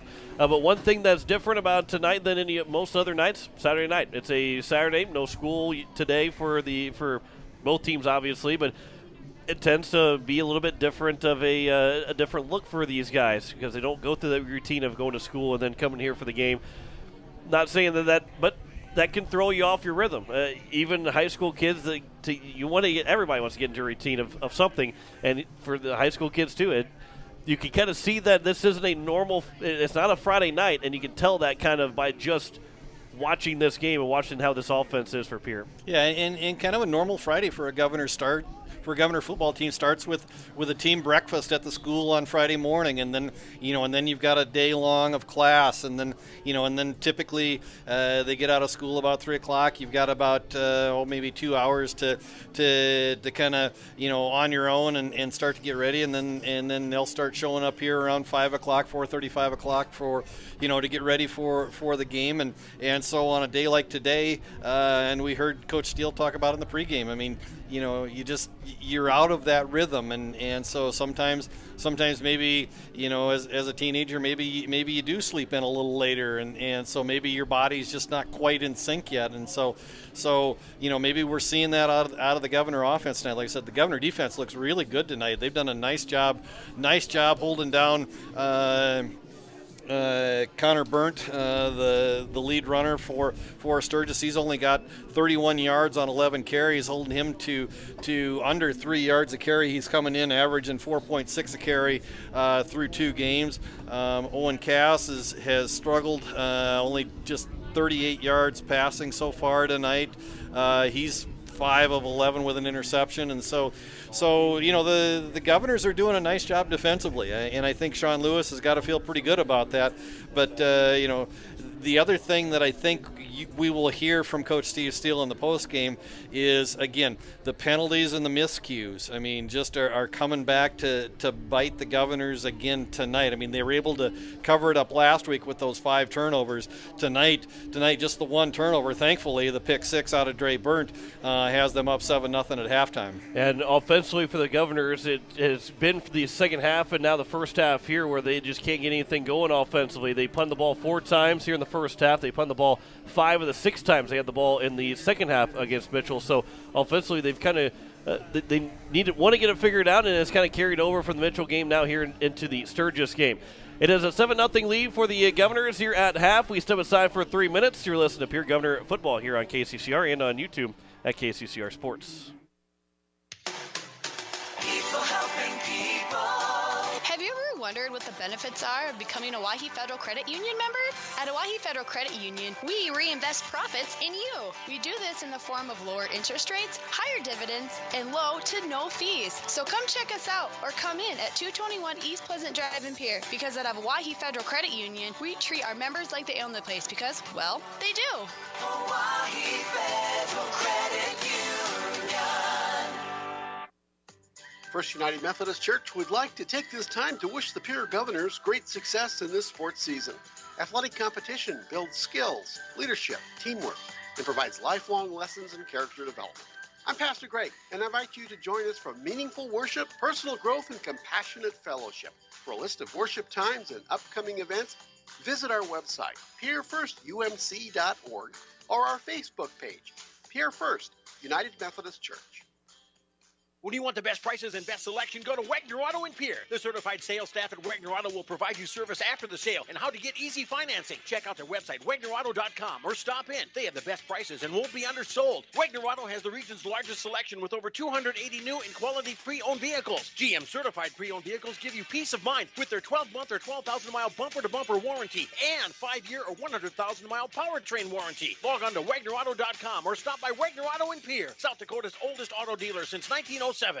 Are you building a new home or remodeling the old? Adding a fireplace can make a house a home. Olson Plumbing in Pierre carries a full line of Heat-O-Lator fireplaces. Whether your taste is traditional or contemporary, Olson Plumbing has a great selection of Heat-O-Lator fireplaces that will fit any style. Whether you're building new or updating, call Olson Plumbing. Heat-O-Lator fireplaces, the first name in fireplaces. Olson Plumbing in Pierre is your source for the industry's largest selection of indoor-outdoor fireplaces, either gas or wood, and outdoor fire pits. Stop by their showroom at 2803 East Wells or give them a call, 224-6436.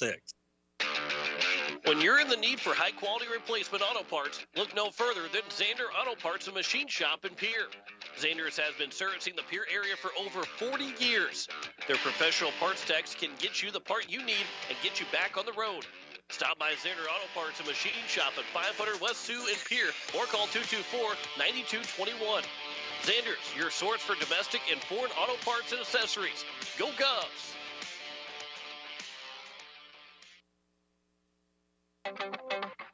This is Art from East Pierre Landscape and Garden Center.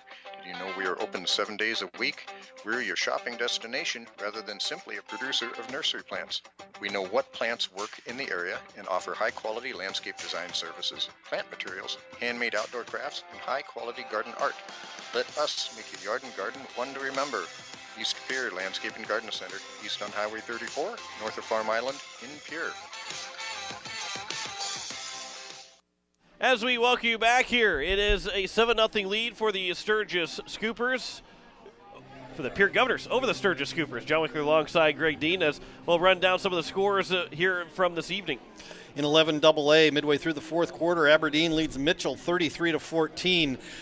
T Area has defeated Huron 36-0. That is a final. A couple of college scores earlier today. The University of South Dakota defeated Northern Arizona 34-7, and late in the third quarter, SDSU leads Lindenwood out of Missouri 52-0. Last night in 9-man action, Stanley County defeated Sully Buttes 26-14, and on Thursday night, Lyman defeated White River 50-0. As it is 7-0 here at the end of the first half. Again, Pierre Governors will get the ball to start the second half. And Greg, for this second half for the Pierre, I think it's right now, obviously, yes, you want to come away with the win, but you want to get the good habits back in the offense. They looked good against Harrisburg in the first half. They looked good throughout the entire game. They weren't able to score against Harrisburg in the second half. They looked good in the first half, real good in the first half against Mitchell, but then didn't look so good in the second half against the Colonels. And then here tonight, they carried over from the second half, not looking so good here in the first half. You want to try and you want this offense to start clicking again, like you know that they can. Yeah, and that's and that's a thing, and I think that's what Coach Steele, Coach Spoor, the other offensive coaches really are going to, I'm sure, are going to be talking about in the locker room at halftime is what do we got to do to start to pick apart this Sturgis defense. And again, Coach Koletsky has the defense playing at a high level tonight for the Scoopers, and I think right now it's probably one of the times when we haven't seen a defense come out and really try to put a lot of pressure. They're content to just drop 7 or 8 back into coverage, and they've got some athletes back in that second and third level for the Scooper defense. And so what they're doing is they're really doing a nice job of covering up the Governor receivers, and even though Lincoln Keenholz seems to have a lot of time just about every time he drops back into the pocket, he just hasn't been able to find those receivers coming on clear runs once they are able to break out into the open. Yeah, and just a 7-0 score. I think if you're Sturgis in the locker room right now, you're feeling good about where you're sitting at. Although the offense just hasn't been able to score against this Pierre team, and Coach Koletsky mentioned that in the pregame show in his interview, talking about the offense just not finding a way to score against Pierre. They got to find a way to score against Pierre because you can't win if you don't score. And the last 2 years, Pierre's faced Sturgis here and in Sturgis and shut out the Scoopers in both these games, shutting out another half here and another half to go before they get 3 straight victories against Sturgis in 3 years without the Scoopers ever scoring a point. But if you're Sturgis, you still feel pretty good, only down by 7 right now. And that's the thing. I mean, and so you're one play away from potentially tying this game if you're Sturgis. For the Governors, they really need to try to find an answer on the offensive side right now. And so if there's, and we've talked about it over the last several years, if there's any staff in South Dakota that can make those halftime adjustments, it's this Pierre Governor staff, and Coach Steve Steele is really good about being able to diagnose what needs to be done at halftime and then come out with a tweaked game plan going into the second half of just about any game. And so we'll see if he's able to conjure up a little magic out of the playbook here in the second half and see if the Governors can't put a few more points on the board. I mean, like you said, John, looked good in the first half last week, kind of went silent in the second half, and right now have certainly gone silent in the first half here tonight. 7-0 lead for Pierre over Sturgis. We step aside for 2 minutes, and the second half is on the way next. You're listening to Pierre Governor Football here on KCCR and on YouTube at KCCR Sports. Dakota Sprinkler and Landscaping is who you should call as we enter the fall season. They can make sure your lawn makes it through the tough South Dakota winters. They can help with the fall cleanup, winterize that sprinkler system so that it can be ready to go in the spring. And once the snow starts to fly, they can help with that too. Dakota Sprinkler and Landscaping, helping customers year-round. Call Dakota Sprinkler and Landscaping, 280-4440. Insurance. We all need it to protect our homes, health, businesses, and belongings. But having adequate coverage is just the beginning. You also need the support of professionals who stand by your side to protect what's important to you. Fisher Rounds & Associates combines the coverage you want with the commitment you need. Fisher Rounds & Associates, at your service, at your side, with offices in Pierre, Mitchell, Watertown, Sioux Falls, and Rapid City. Bank West Insurance has the expertise and resources to deliver personalized service and customized solutions. As an independent agency, we shop dozens of companies to get you the best coverage at the best price. As your trusted choice for insurance coverage, we promise to go the extra mile so you can rest assured your loved ones and your assets are protected. Contact your local agent to put Bank West Insurance to work for you.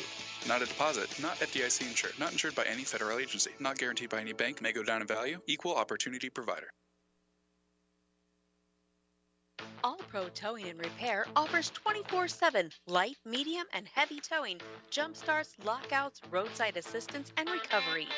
The All Pro Towing and Repair team of professionals offers prompt, courteous, and top-notch services to Central South Dakota. If you find yourself in need of a tow, jump, or lockout, contact All Pro Towing and Repair, 605-669-2075. That's 605-669-2075. As we welcome you back here, it is going to be the Pierre Governors who get the ball to start the second half. They lead the Sturgis Scoopers 7-0. Joe Mickler alongside Greg Dean as the Govs will be looking for that their second win of the season. And they will have the ball to start the second half, looking for that first offensive touchdown so far of the game, because Dre Burnt, a 28-yard interception return, is our only score of the first half. And the defense getting the job done for Pierre, not only shutting out Sturgis in the first half, but also scoring the only points of the first half. And so, again, Governors won the flip of the coin at the beginning of the game, chose to defer.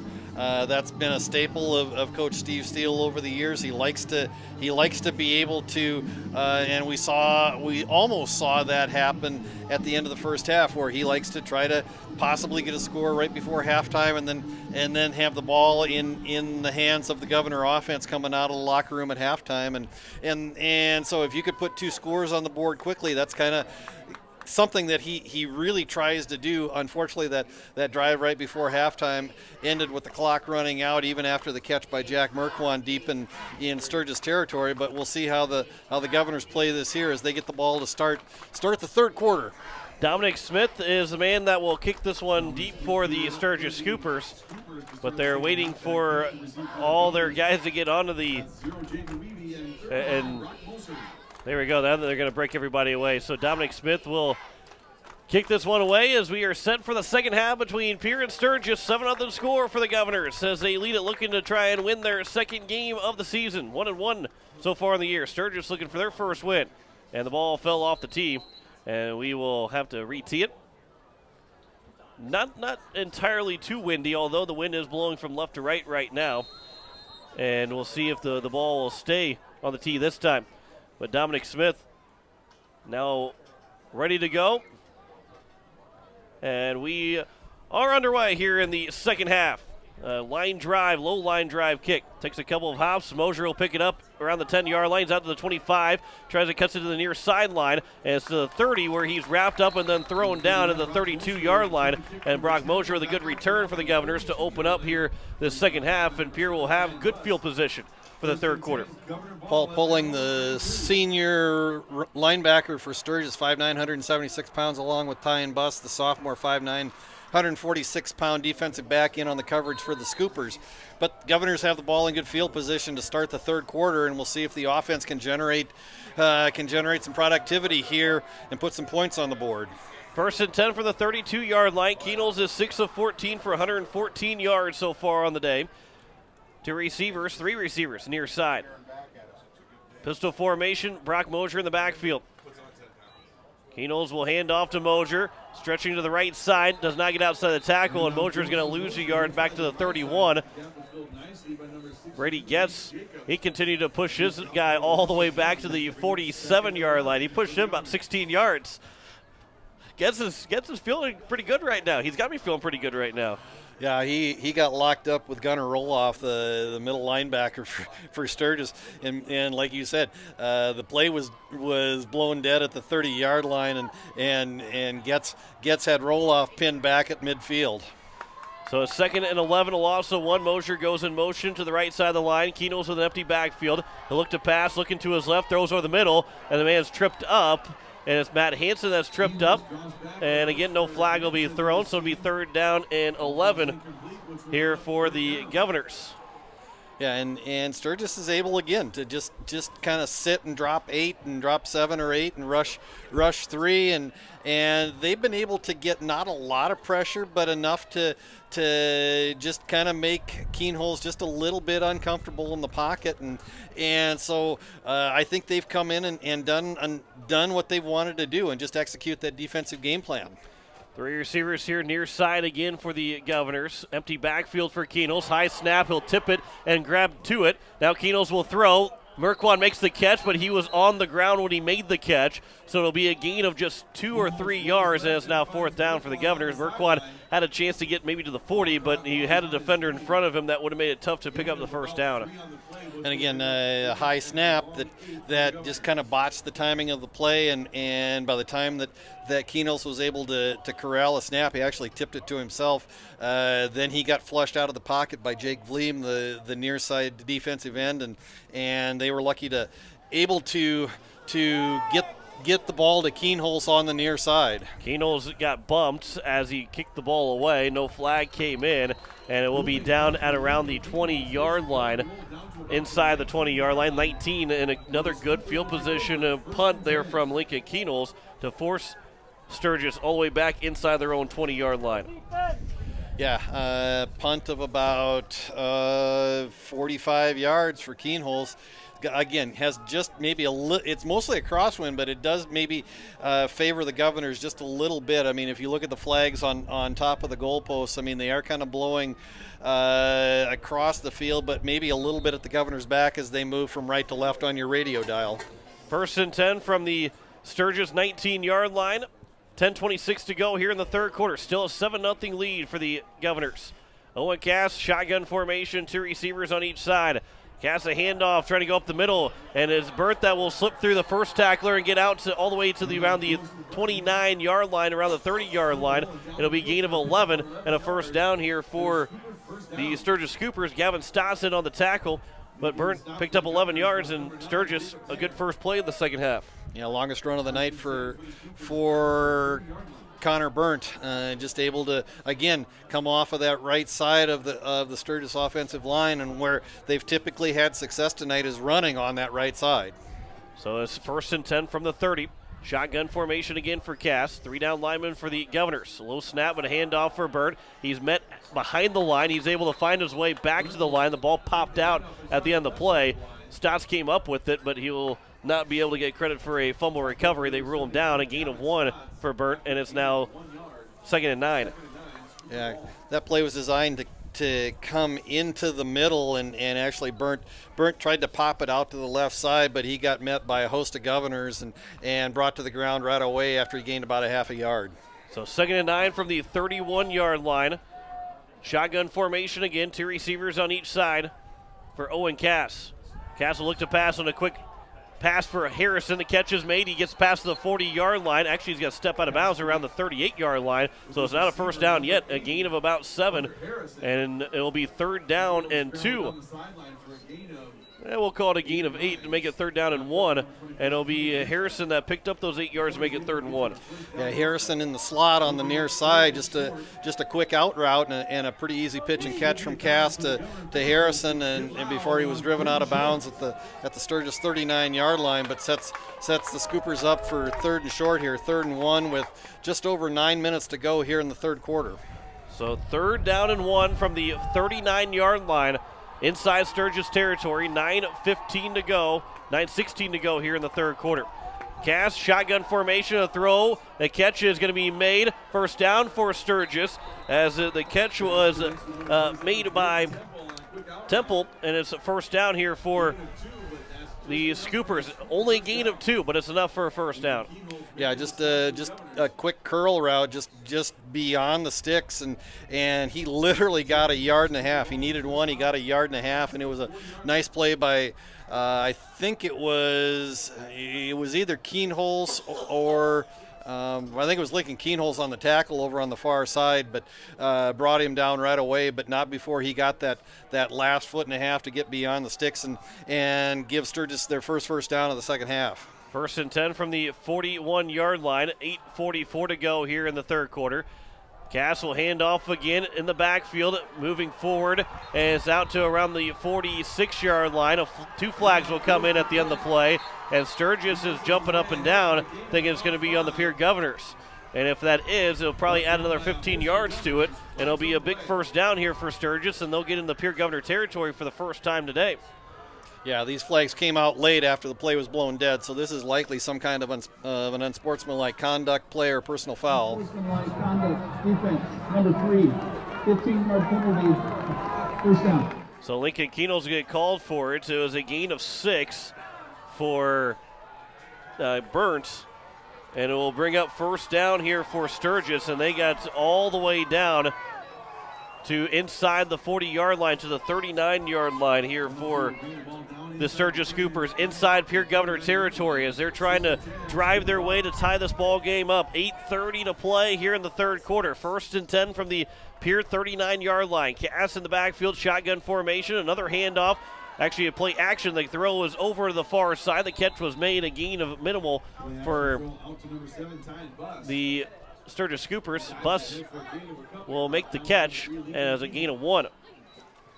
Yeah, and again, that's that play action pass. We saw that in the first half. Just it's a fake to Burnt right into the middle of the offensive line, and then Bus just on the hitch route on the far side, and covered up nicely by Keenholz out there on the far side, just for the gain of 1.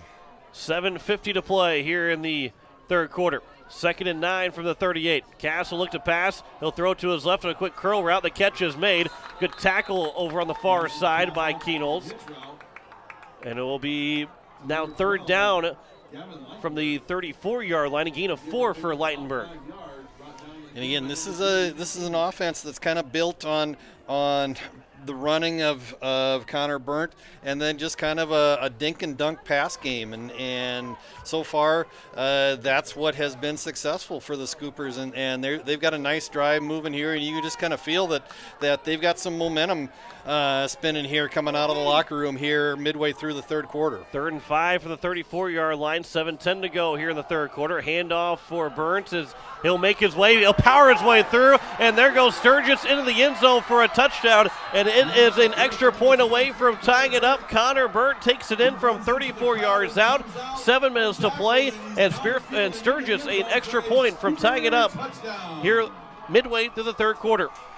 Yeah, Connor Burnt on the 34-yard touchdown run. So we've got Connor Burnt scoring for the Scoopers. Governor touchdown scored by Dre Burnt. So we've got Burnt on both sides of the scoreboard for the Scoopers and the Governors tonight. And the extra point here for Dominic Smith to try and tie it up. Here was exactly 7 minutes to play here in the third quarter. Smith has made a field goal so far this season. The snap is good. The kick is blocked, though, and that will end the extra point, and there's no chance to return it. But the Governors will still lead 7-6. It was blocked by Pierre, as we will step aside for 30 seconds, come back with more Pierre Governor football here on KCCR and on YouTube at KCCR Sports. Pictures are memories we want to last forever. For those special times, call Bridget M. Photography, a unique boutique photography studio offering family portraits, children, seniors, and even your pets. They're available for weddings, commercial events, and sports photography.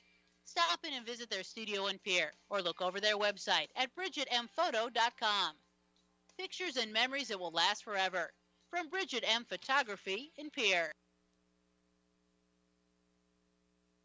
As we welcome you back here, it is a 7-6 score, an 8-play, 34-yard run from Connor Burnt, 81-yard drive from the Sturgis Scoopers. As the Governors now will still lead by 1. Extra point was blocked, so that helps out. Pierce still has a 1-point lead. However, they've got to get their offense going. We have not seen the offense score. We've seen one offensive touchdown in the last full game, from the second half of Mitchell to now through the first half of this game against Sturgis. Pierre's got to find that offensive rhythm here at some point. Otherwise, Sturgis is knocking on the doorstep to maybe take their first lead against Pierre in at least over 3 years. Yeah, and just a nice piece of running by Connor Burnt. It was just a handoff on that third down play. Got into the middle of the line, broke a couple of tackles, kept his feet churning, and then he was able to just break out of a couple of tackles, get to the outside, get to the edge, and then it was just a foot race, and he just outran the secondary for the Governors into the end zone from 34 yards out. Luckily for the Governors, they're able to rise up on the special teams, block the extra point, and preserve this lead. But now the Governors are clinging to a 1-point lead, 7-6, with exactly 7 minutes to go in the third quarter. As looks like the ball maybe fell off the tee again, but Dominic Smith will tee it back up. Governors have Wiebe and Mosier back deep here as Pierre leading by 1 over Sturgis, 7-6. That extra point, that blocked extra point, is the difference in this game right now. As Sturgis will look to kick it deep, Pierre is looking to get the offense rolling. Smith's got his hands up. 7 minutes to play here in the third quarter, as he'll kick this one deep here for Sturgis. He's going to be caught by the Jacob Mayer, as Mayer is going to get it past the 35 to around the 46. So as that one was a little bit shorter, Jacob Mayer is able to make the catch. He's out to the 36-yard line, and Pierre's got, again, good field position to open up this drive, but they got to capitalize on good field position.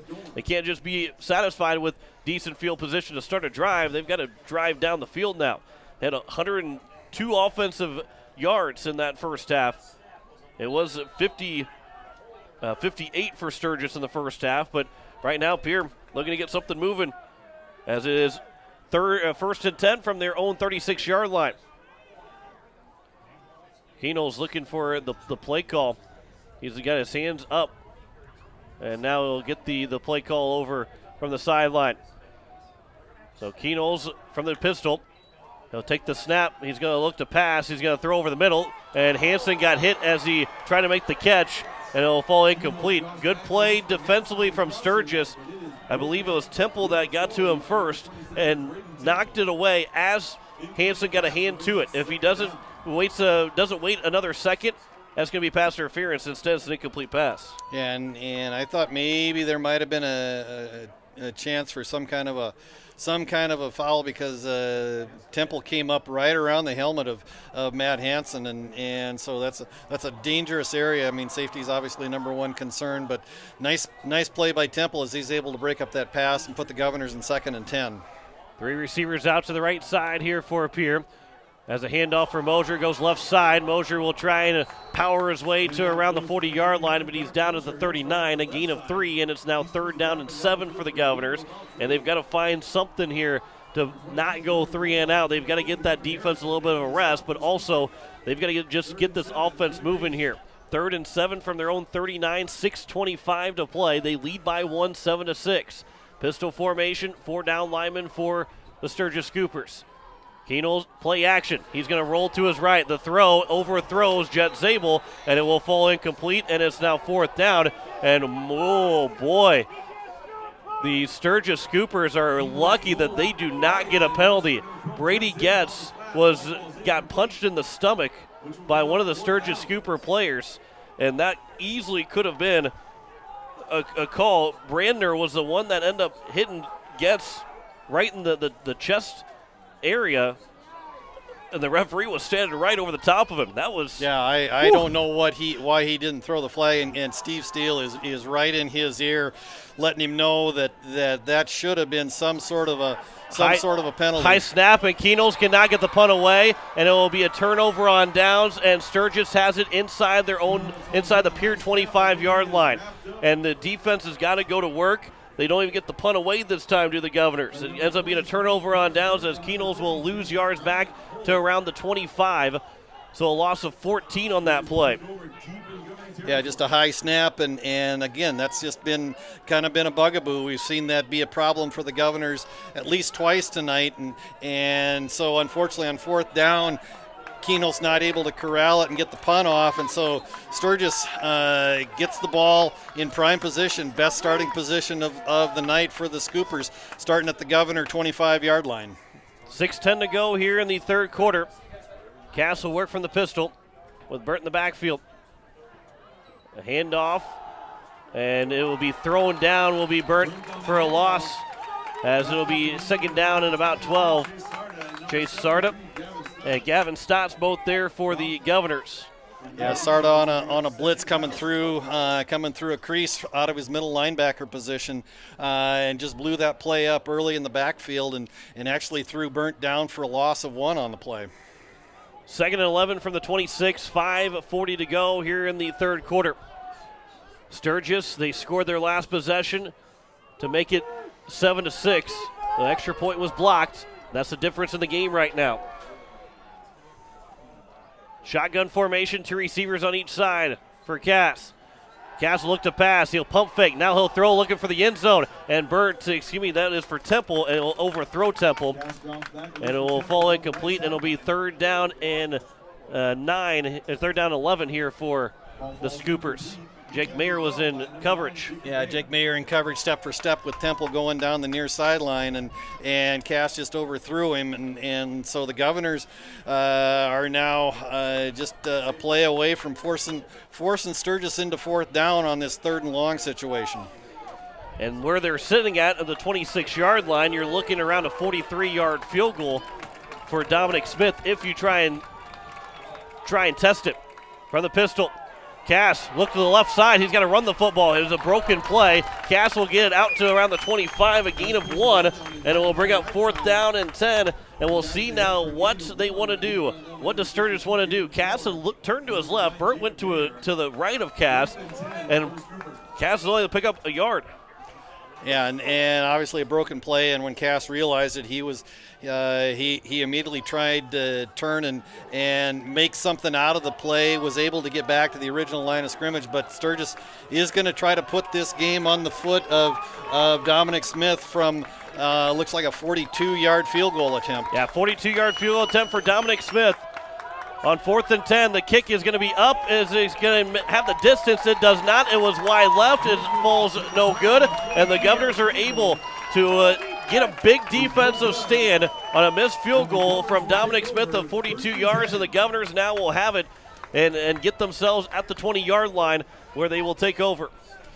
Yeah, and a big defensive stand for the Governors. I mean, that's a huge 3 and it's not really a 3 and out, but it's a 3 and a stop. And so the Governors will see if they can turn this momentum around now that they've got the defense again jazzed up after that touchdown early in the third quarter from Sturgis. They still have not given up the lead, but they've got to get something going on the offensive side right now.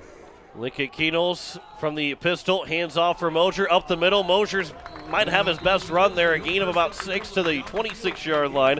They make up 2nd and 4, and Mosier right now just 15 yards on 8 carries. Not much going here for Brock Mosier, as that was his longest run. He had a run of 5 yards, now a run of 6 yards here for Brock Mosier. And what Sturgis is doing is they're using 3 down linemen on their defensive line, and then they're just playing games with Jake Vleem, who's kind of a hybrid defensive end. Now he's down in all 4s just off the end on the near side.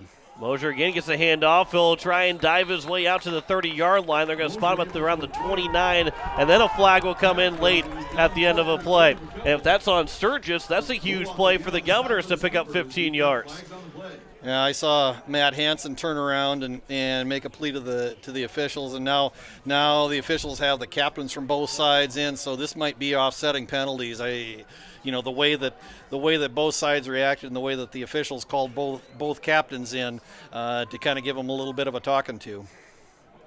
So you'll hear. Unsportsmanlike conduct, defense, number 67, 15-yard penalty. It is just one penalty, and it's on the defense. So it will be a first down on Buck Fickbohm, and a 15-yard penalty here against the Scoopers, which will allow the Governors to get their first down here of the half. And it's big, too, because you pick up an extra 15 yards on the top of it was going to be 3rd and 1, I believe it was. And instead now the Governors have themselves a 1st and 10 from their own 44-yard line. And now hopefully you feel a little bit better about your offense after getting 15 yards by penalty. 3:43 to go here in the third quarter. 1st and 10 from their own 44-yard line. From the pistol, Keno's look to pass. The throw is going to be incomplete. Both guys stopped over on the right side. Both Hansen and Kaiser, I believe, were over there. And Keno thought maybe they're going to keep moving. A little miscommunication between the quarterback and his receivers. And thankfully, the backs weren't there for Sturgis. Otherwise, it could have been a clean pick and potentially even a pick six. Yeah, if Dominic or Demetrius Daniels over there on the far side is able to come up with that ball, he's got a lot of green in front of him, a lot of open space, and luckily that ball falls incomplete. Pistol formation, 2nd and 10 from the 44-yard line. Brock Mosier in the backfield. Keno's will look to pass. He'll look to his left. He'll throw, and that one's going to fall incomplete. And another good defensive play. This one by number 8, Aiden Hederman.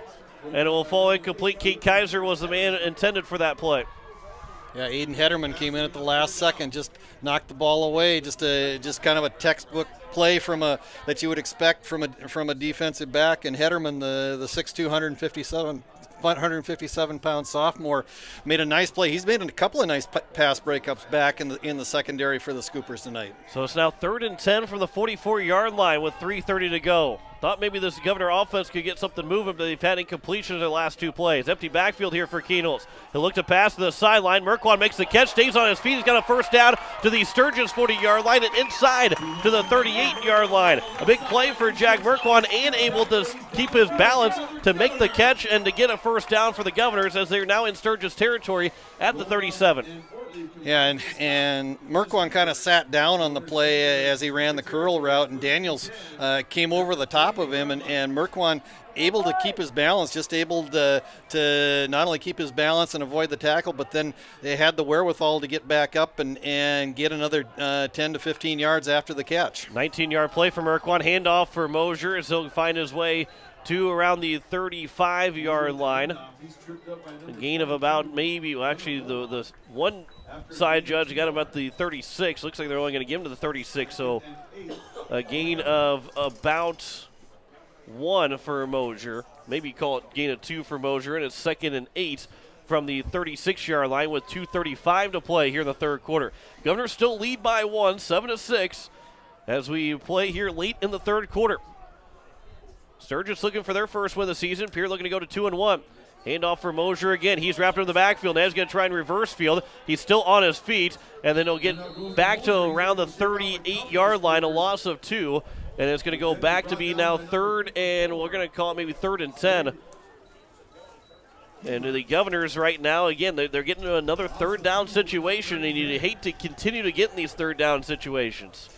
Yeah, and again, give a lot of credit to that Sturgis linebacking core. I mean, what the Governors are able to do is get a quick opener against the Sturgis front 3, but then those linebackers close really quickly. Keno's, I don't think he was ready for the snap. Coverdale snapped it, and nobody moved. And it's now 4th and 10 on an incomplete pass, looking for Brock Mosier, the intended target.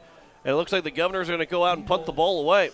And again, because nobody moved, you can kind of tell that was not the intended play. On the clap of the hands is the signal for the snap, but that one wasn't to try and get the snap. But Keno's end up having to take it and threw it away. And now it will be Braden Temple back deep for the Scoopers. Keno's will punt the ball away, trying to pin them back deep. Fair catch, looking for it, and it'll take a couple hops, and it will bounce around the 15-yard line. So Scoopers will have to go 85 yards here with 1:41 to go in the third quarter. But another punt from the Governors. Make that now the 6th punt of the evening for Lincoln Keno's. He had 7 punt attempts. Actually, he's 8 punt attempts because 1 was a penalty. The next one was he was tagged before he got the punt away. So he's been out there 8 times on 8 different punt attempts. But Sturgis hanging in there, down by 1 with 1:41 to go from their own 16-yard line. They'll start the next offensive possession, moving from left to right, needing just a field goal to take the lead. And their offense has been looking better than Pierre's offense so far here tonight. Owen Cass will hand it off. Not much moving there. Also, you got to credit the Pierre defense, though. They're still playing very well for this Governor team. Yeah, and Jaden Floor in on the tackle along with Hayden Espy for the Governors, and they actually had burnt down, threw him for a loss of about 2, maybe 3 on the play as they tried to run kind of a counter going to the left side, but the defensive line, half of the defensive line, 2/3 of the defensive line came through, made that stop for the green and black. 2nd and 12 from the 14, 1:02 to go here in the third quarter. Cass shotgun formation, 2 receivers on each side, and he'll look to pass. He'll look over the middle, the throw over the middle, and it will be dropped. And a potential a wide open opportunity for Temple. And Deegan Huska was in coverage, but Temple just dropped it, and it's now 3rd down and 12. Yeah, and Temple came out of the slot on the far side just running a post route, and he was wide open coming across the middle. If he catches that thing in stride, then it's just a foot race with Huska for 86 yards, and luckily the ball popped out even though it hit him right in the breadbasket, and so the Governors are able to now put the Scoopers in 3rd and very long, 3rd and 12 here with just about worth less than a minute to go here in the third quarter. At 3rd and 12 from their own 14, 55 seconds left to play in the third quarter. Cass from the shotgun. He'll look to his left. He's flush on the pocket. Cass will throw it downfield, and it will throw it out of play. It'll go out of bounds, and it'll be 4th down. And the Governors will get another punt here for Sturgis. And we'll see if Pierre can maybe get that moving, and we're just about headed to the fourth quarter, but the Governors offensively still trying to find their rhythm here tonight.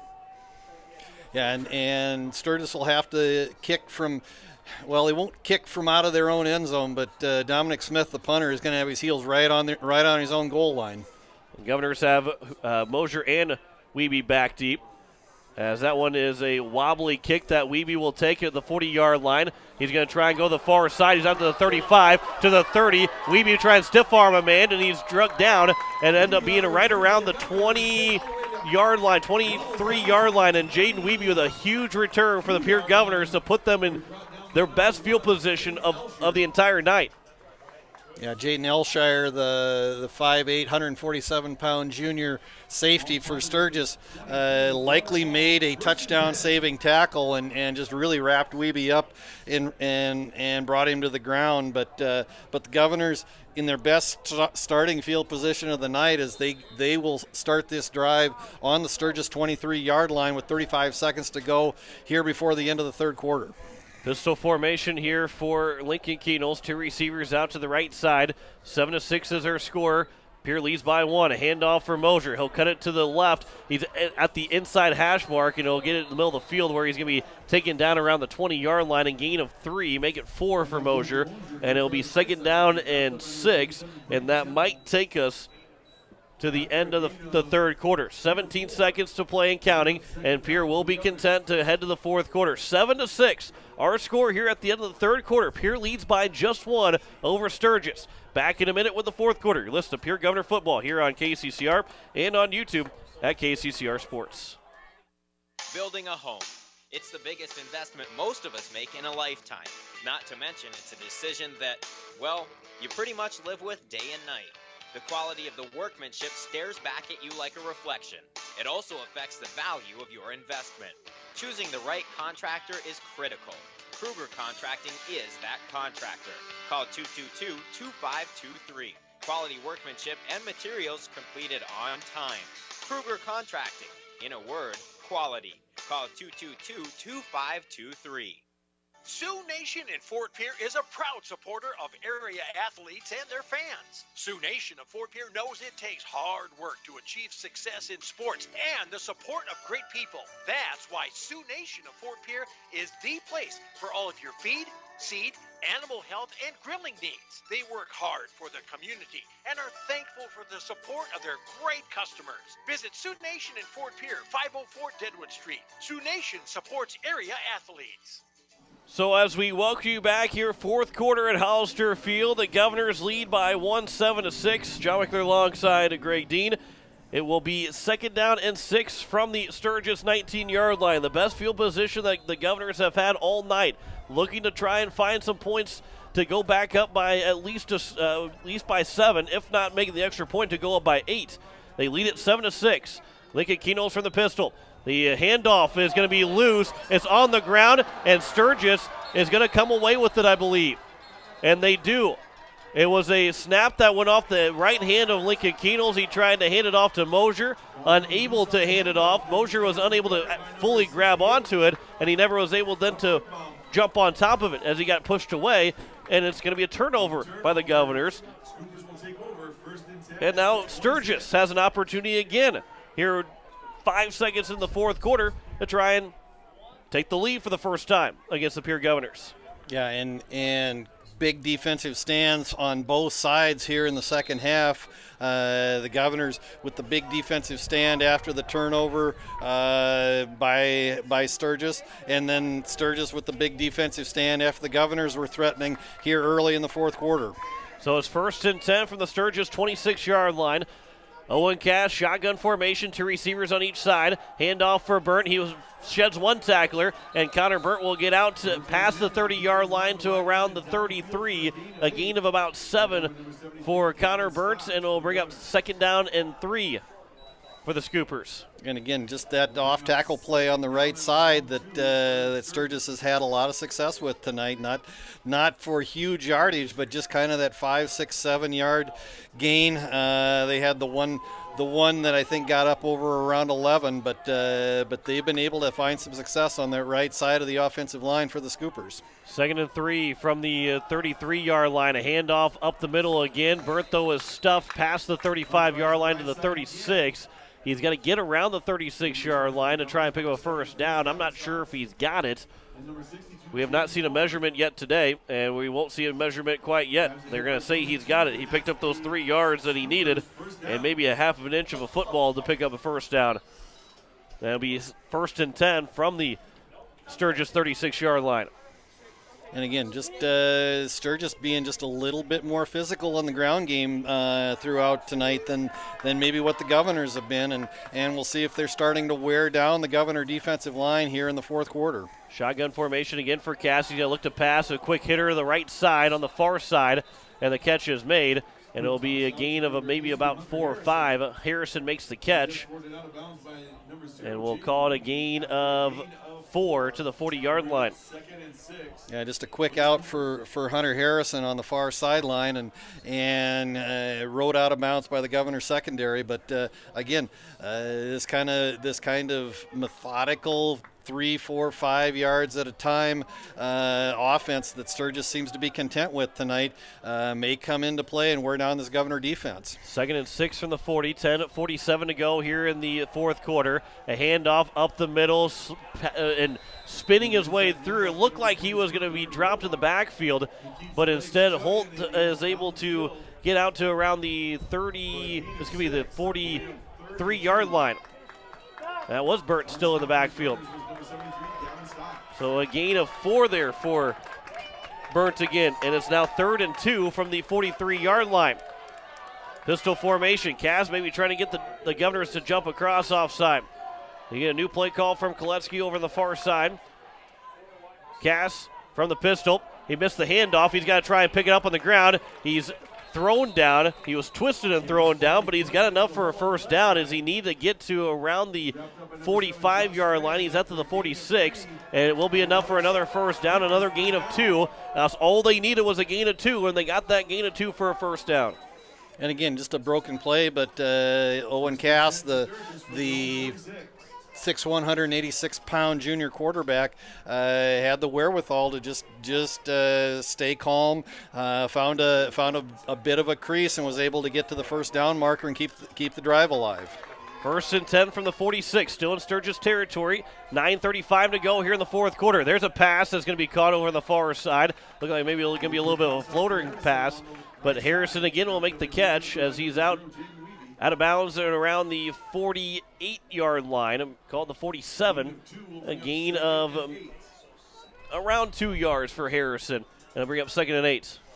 Yeah, again, just that quick out over on the far side, and again, just the Governors are keeping these quick hitters in front of them, but Sturgis getting positive yardage on every play and able to convert on a lot of these third downs. 2nd and 8. Play action. Castle look down the field. He's got a man. He overthrows his man who was going to find Patert if he would have made the catch. Tying Buss is the man that was in coverage. He had beaten his man all the way down the field, but it was not just a little overthrown from Cass. And it's now 3rd down and 8 for Sturgis. And what happened there was after running those quick out plays for about 4 or 5 times in a row, that time was just an out and up, and Buss hit the out, and that drew the Governor defender in, and then he just cut it straight up the field, and he was wide open. He'd beat the Governor secondary by about 4 yards, and luckily for the Governors, Cass just overthrew him. So now it's 3rd and 8 from the 47. 9:25 to go. Shotgun formation. Cass looking to pass. He's rolling to his left. He'll throw on the move, looking over, and it's going to be dropped again. Jake Mayer in coverage, and it's going to be dropped, and it will fall incomplete. 4th down and 8, and it will be another punt for the Sturgis Scoopers. Harrison on the man that was intended target. Yeah, and credit that play to Hayden Espy, coming right up the middle from his defensive nose tackle position, because he got through, forced Cass to come to the near side, so he was rolling to his left and wasn't able to quite square the shoulders, and just able to just underthrow Harrison just a little bit, and the ball falls to the ground, and luckily the Governors dodged a bullet there, because there was two pass plays in succession that Sturgis could have had a couple of big hitters on. And the punt will go out of bounds at around the 29-yard line, so that's where the Governors will take over. 9:11 to play here in the 4th quarter. Governors lead 7-6 over Sturgis. That was the 7th Sturgis punt. The Governors have punted the ball 6 times so far, and 13 total punts between the two teams. Boy, that's good defense, maybe not so much good offense. Lincoln Keno's pump fakes, looks to pass. He's going to throw it here. Triple coverage. Matt Hansen on the sideline. Was he in bounds? They're going to say he was in bounds. Matt Hansen makes the catch all the way down inside Sturgis territory to the 36-yard line.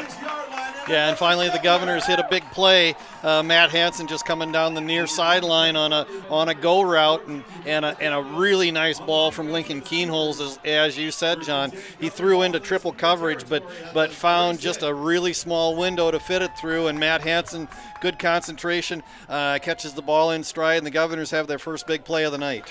Gain of 35 for Matt Hansen. He's got 2 catches for 41 yards. Keenholz now 9 of 24 for 171. 1st and 10 from the Sturgis 36. Keenholz design run to the left side. We haven't seen that many times. Keenholz will dive his way, looking for a first down, but he's inside the 30-yard line. He needs to get to the 26 for a first down. He's out to about maybe the 28. A gain of 8 for Keenholz, and it's now 2nd down and 2. And we saw that a lot in the first week down at Harrisburg, where the Governors did put the ball in Lincoln Keenholz's hands on a number of designed runs. Have not seen that a lot either last week against Mitchell or tonight, but a nice pickup there, a pickup of about 8, and the Governors maybe have a little bit of life, have a little bit of momentum here with 8.5 to go here in the 4th quarter. Empty backfield for Keenholz, 2nd and 2. Another design run, right side, inside the tackle. Keenholz breaks free inside the 20-yard line, where he's going to be tackled. A gain of about maybe 15 for Keenholz, enough for a first down, and the Governors are inside the red zone. 8:13 to go, and Pierre picks up a big run from Lincoln Keenholz. A gain of 8 for Keenholz. Yeah, Keenholz just able to find just a small crease over on the right side, and once he was able to get through that Sturgis defensive line, he was able to find a crease in that second level and got a nice gain out of it, and the Governors are in business in the red zone. 1st and 10 from the Sturgis 18-yard line. Keenholz again design run right up the middle. Keenholz inside the 10 to the 5, touchdown, Pierre Governors. Lincoln Keenholz from 18 yards out, and the Governors are up 13-6. Yeah, and just a designed run. That was all about putting putting the ball on the back and in the hands of Lincoln Keenholz. First, the long pass from Keenholz to Matt Hansen down the sideline, then three designed runs on the direct snap to Keenholz. The final one, the 18-yarder, right up the gut, and the Governors are now up 13-6. Cole Peterson on for the extra point. That kick is up, and that's a big extra point to make it now 14-6 for the Pierre Governors. They lead by 8 with 7:46 to go here in the fourth quarter. Back in 30 seconds. You're listening to Pierre Governor Football here on KCCR and on YouTube at KCCR Sports. Looking for your next new or used car, truck, or SUV? Then go no further than the comfort of your own home. Shop online at lambmotor.com. On lambmotor.com, you'll find the vehicles Lambs has in stock. You can schedule a test drive or your vehicle's next tune-up, all online. New or used, shop for it all online, anywhere you are. Lamb Motor has the right vehicle for you. Lamb Motor in Oneida and online, lambmotor.com. An 4-play, 71-yard drive, an 18-yard touchdown run for Lincoln Keenholz to make it a 14-6 lead for the Governors over the Sturgis Scoopers. John Winkler alongside Greg Dean. And Greg, as you mentioned the commercial break, first rushing touchdown of the season for the Governors. Yeah, and you know, this is, again, a team that kind of lives and dies by the pass, but they've been able to date to have enough balance on in the running game that they've been able to keep defenses honest. Through the first week, we saw a lot of Lincoln Keenholz down at Harrisburg. They've kind of gone away from him for the last game and 3 quarters, but that drive was all about Lincoln Keenholz. The pass to Hansen, then 3 straight runs to Keenholz, and the last one, the 18 yards right up the middle, and that's just a big punch in the gut to Sturgis. And we'll see if the Governors can hold on now that they're up 14-6 with 7.5 to go in the fourth. From the 5-yard line, Sturgis comes out, tripped up as Tanner Ortlieb, and then a penalty flag comes in very, very late as Ortlieb took it out to around maybe the 25-yard line, and we'll see what the flags are. And if it's going to be, most likely that's type of a penalty flag that goes against the return team. And we'll see as the referees talk about it right now what the flag will be, as it could potentially back up the Sturgis Scoopers a little ways. We'll hear the call from the referee. Yeah, I didn't see anything out of the ordinary, but there were 2 flags, one coming from an official trailing the play, and one from an official in front of the play. So they obviously saw something that was.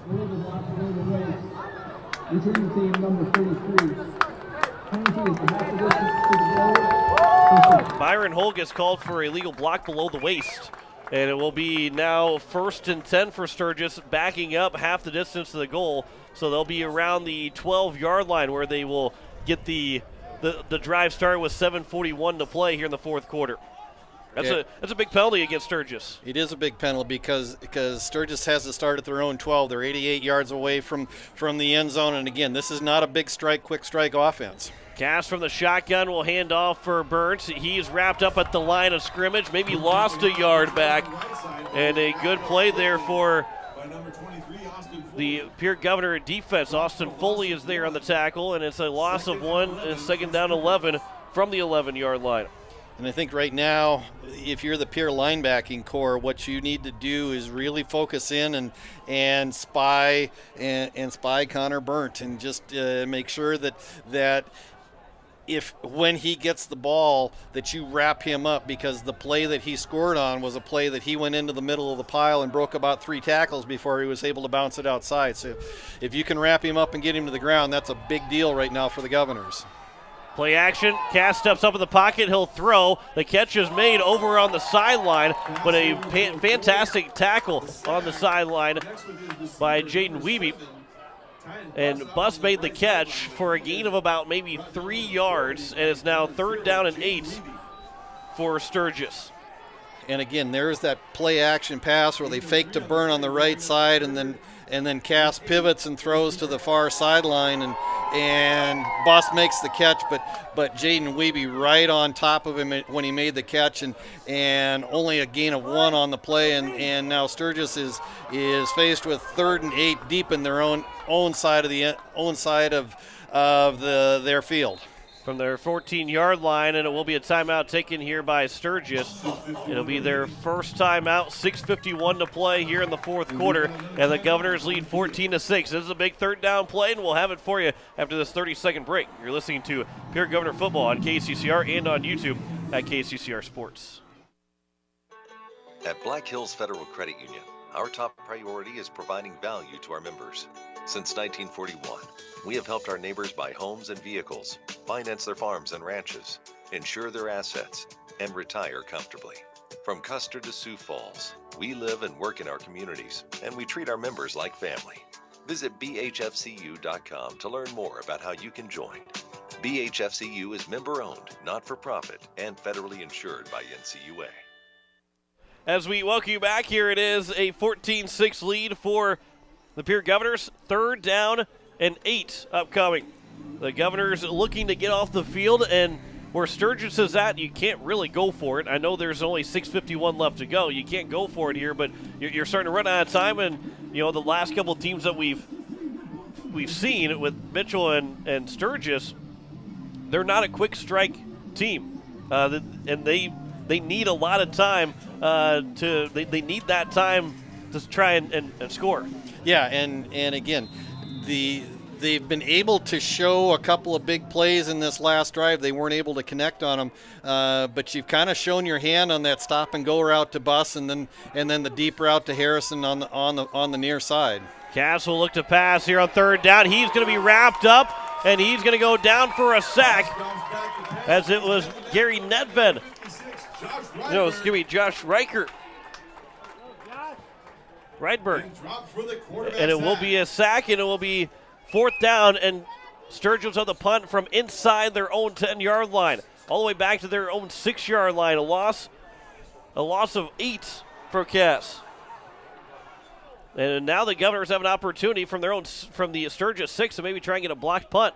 They're going to bring everybody in. They're going to fake it. The throw, the catch is made. They got to try and tackle him before he gets to the 25-yard line, and he's going to get tackled around the 21-yard line. He might be a yard short. He is going to be a yard short. Cass pass it over to number 3. I believe Tanner Ortley made the catch.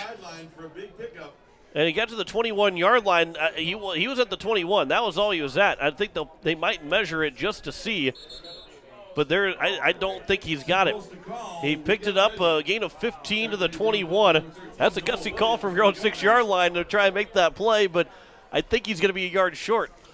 Yeah, and we've seen Owen Cass punt like every other time. Dominic Smith has kind of been in a timeshare with him in the punting category, but a nice fake, just Ortley out in the flat, and I think the Governors are gonna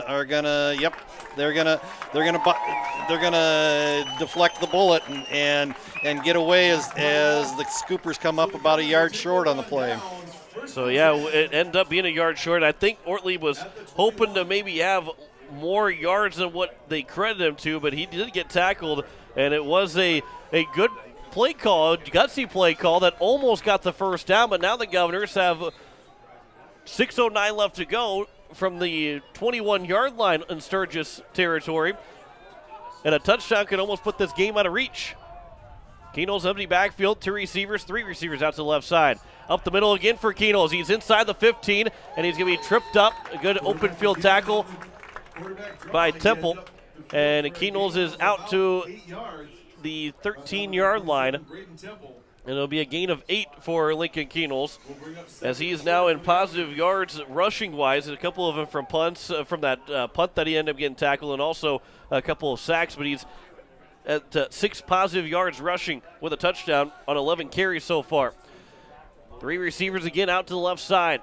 2nd and 2 from the 13-yard line. 5:30 to play here in the fourth quarter. And the Governors are draining the clock, waiting for the referee to put his hand up for 10 seconds to play, or a 10-second play clock. And now Keenol's up the middle again. He'll try and sidestep to the left. He's going to try and dive his way to the 10-yard line. I believe he's got enough for a first down. He needs 2 yards. I think he got about maybe 2.5. And it will be a first down and gain of 2 for Keatles. And it's 1st and 10 from the 11-yard line. So the Govs can still pick up another first down here before they have to try and score. Be 1st and 10 from the Sturgis 11-yard line. 5:10 to go in the fourth quarter. Yeah, and I think the Governors will likely go empty backfield here in the for the rest of this game. They've shown success here in the fourth quarter by just putting the ball in Lincoln Keenholz's hands, and whether that be on a pass play or on that quarterback draw or that designed run. Keenholz again up the middle. He gets to the 5. He'll try and dive his way forward to about the 4-yard line. And it'll be a gain of about 7 for Keenholz, and it's 2nd down and about 3 from the 4. Keenholz now up to 15 yards of rushing on 13 carries. 2nd and 3 from the 4-yard line.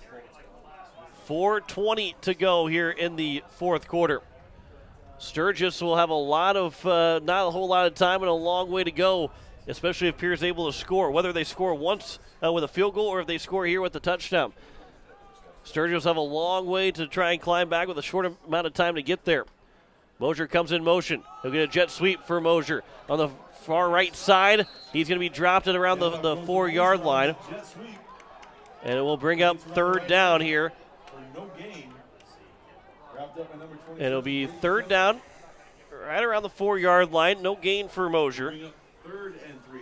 And this is a big play for Sturgis.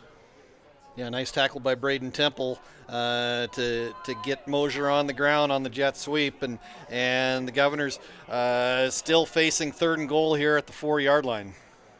Keenholz up the middle. He's going to try and get to the end zone. He dives in, and he's in for a touchdown. Lincoln Keenholz scores again from 4 yards out, and the Governors now lead at 20-6.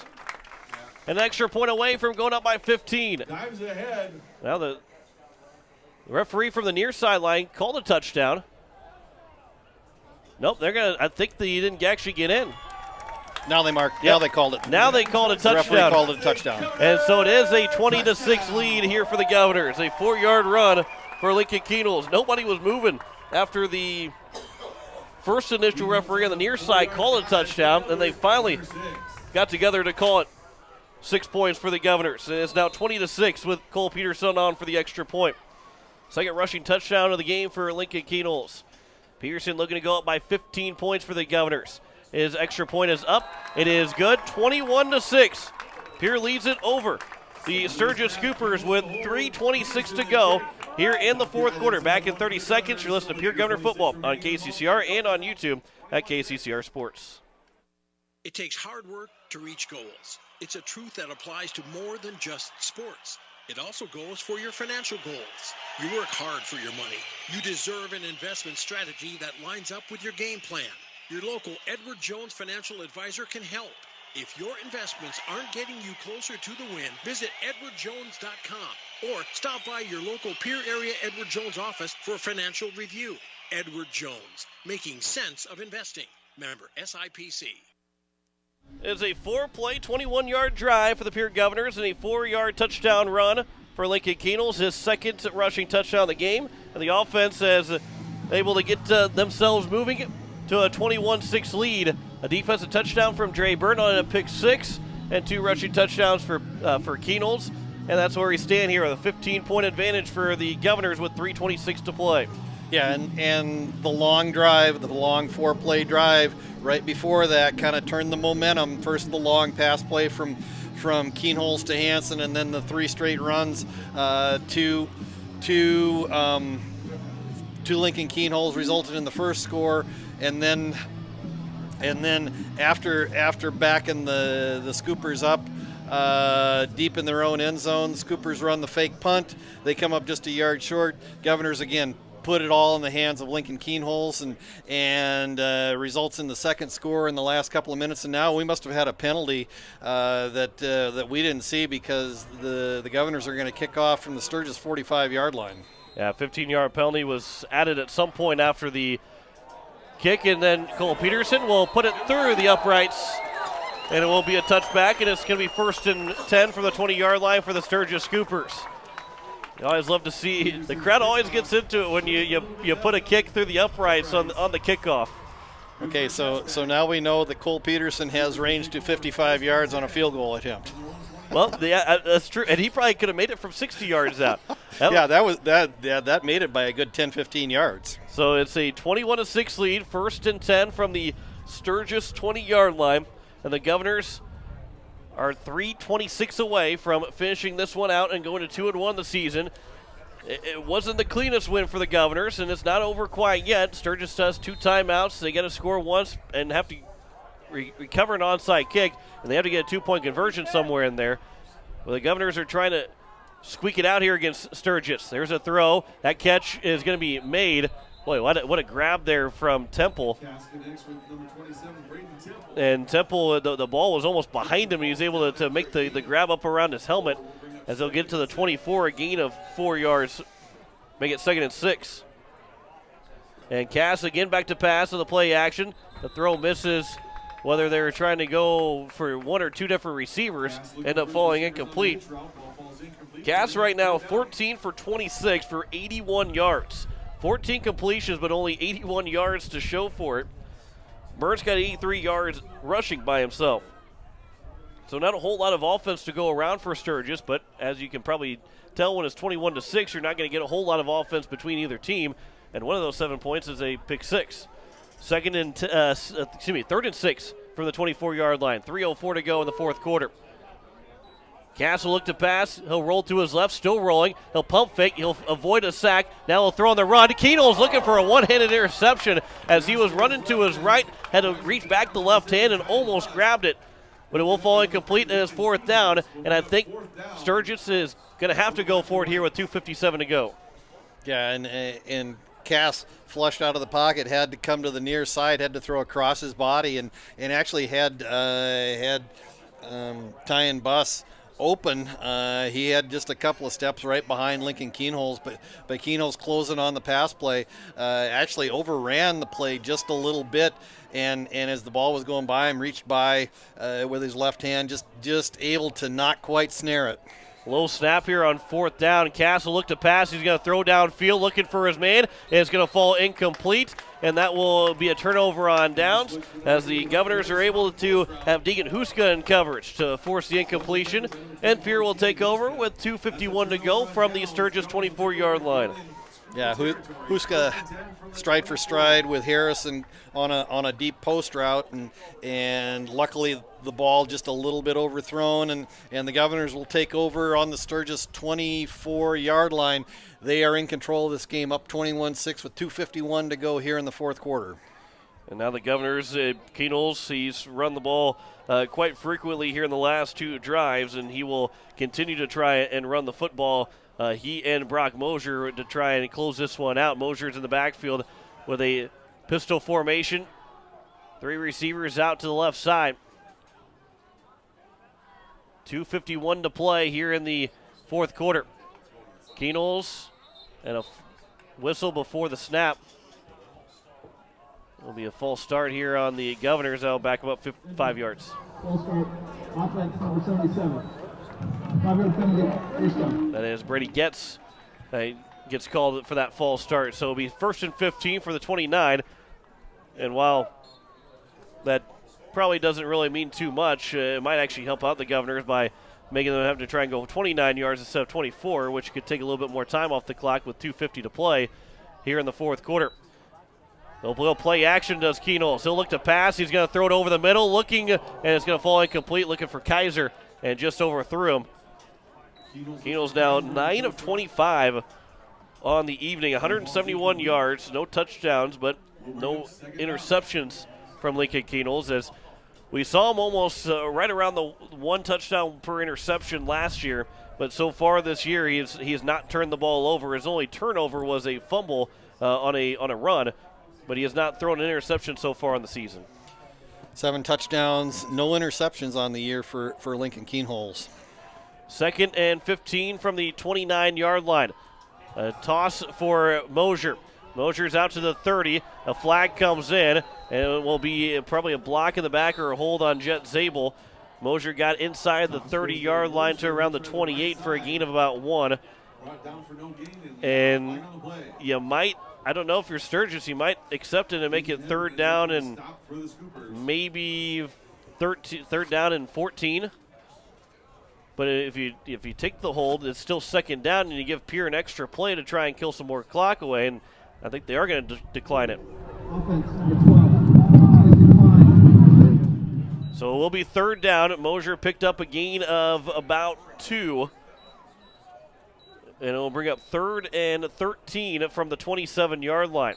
And again, you decline the penalty because you're 2:35 to go. Yes, the clock's running, but you give Pierre an extra play to kill more time off. So from 3rd and 13 here with 2:25 left, Sturgis still with 2 timeouts. Pierre will take down that clock as much as they can on the play clock. Sturgis almost jumped. Now Keno's will look back, 10 seconds to go on the play clock. And he'll still look for it. And he'll snap it with 5 to go on the play clock. Keno's look to pass. Here to the far side, the catch is made. Hansen's got to stay in bounds. And he will fumble the football, and Sturgis has got the ball back. Hansen fumbled the football on the sideline, trying to stay in bounds, but he did stay in bounds, but he ended up fumbling it. And Sturgis takes over now with 1:59 to go, and there's a little bit of life still left in Sturgis right now. Yeah, and what happened there was it was just a hitch route to Hansen on the far side, and he made about 7 or 8 yards of positive yardage, but then he just got stood up, and like you said, John, what he was trying to do was trying to stay in bounds. He didn't go to the ground right away, and one of the Sturgis defenders just came over and literally ripped the ball right out of Matt Hansen's hands and was able to cause the fumble and cause the turnover. And so Sturgis, like you said, got a little bit of a pulse with 1:59 to go before the gun goes off. As Owen Cass has passed to the sideline, that will fall incomplete. Was looking for Buss. That was the 29th pass attempt from Owen Cass here tonight. 14 for 29, 81 yards. He's missed his last 4 pass attempts.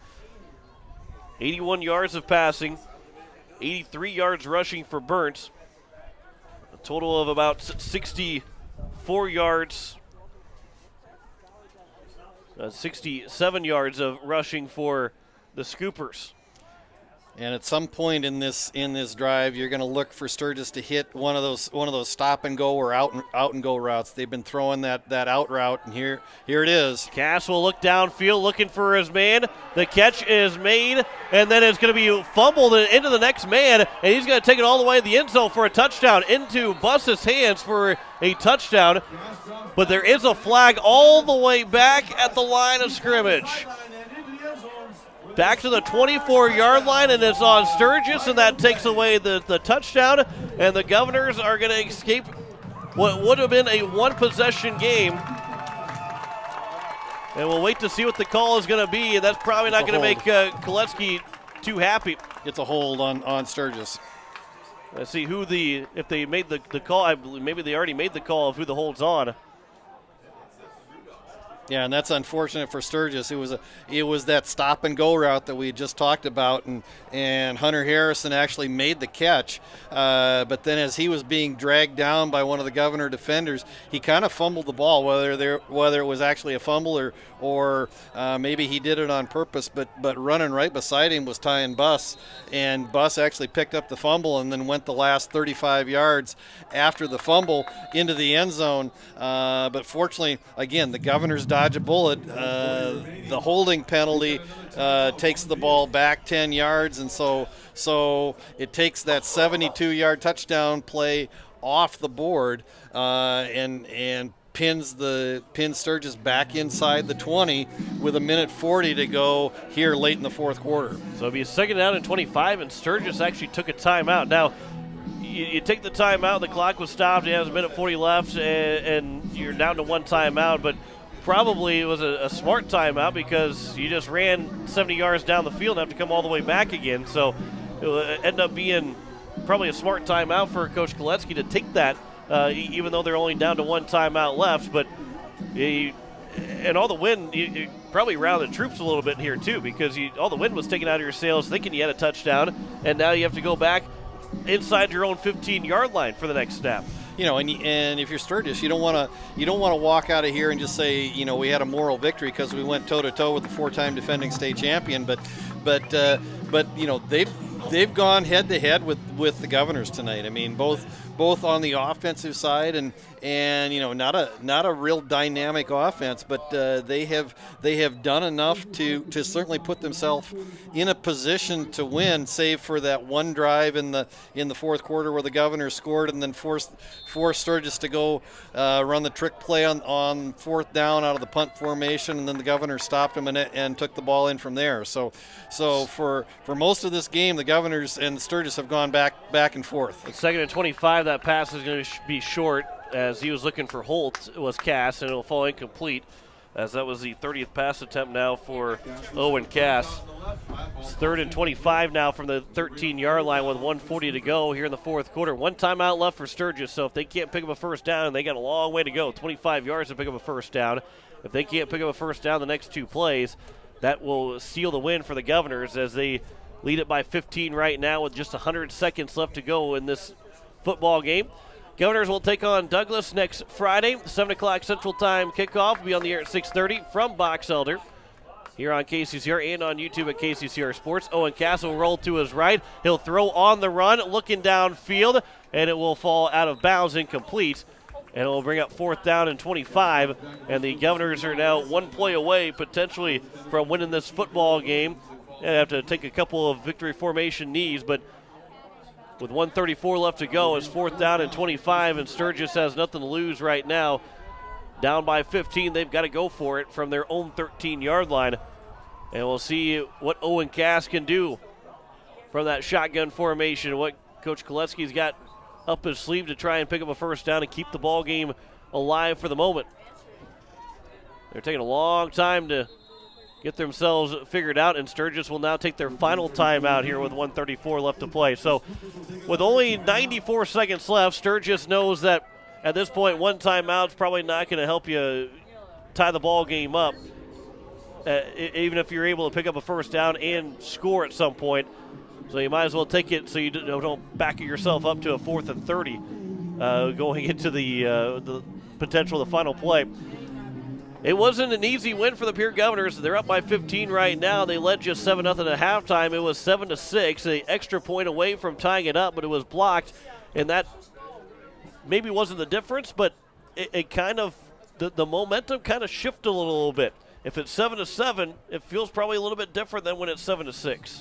Yeah, and so I mean the Governors found themselves in a very physical battle tonight. I mean this Sturgis team, like we said, just went toe-to-toe with them for about 3.5 quarters, and the Governors were able to put just enough offense together in the back end of the fourth quarter to turn the tide on this ball game, and now, like you said, John, they're one play away from sealing the deal and going home with a W. Owen Cass, 3 receivers to the near side from the shotgun. He'll take the snap, he'll throw. The catch is made, looking for the hook and ladder, and they've got themselves a chance to pick up a first down. They'll ladder it back again. They've got enough for a first down. They lateral it twice, and they pick up a first down, and now they've got to move quickly here.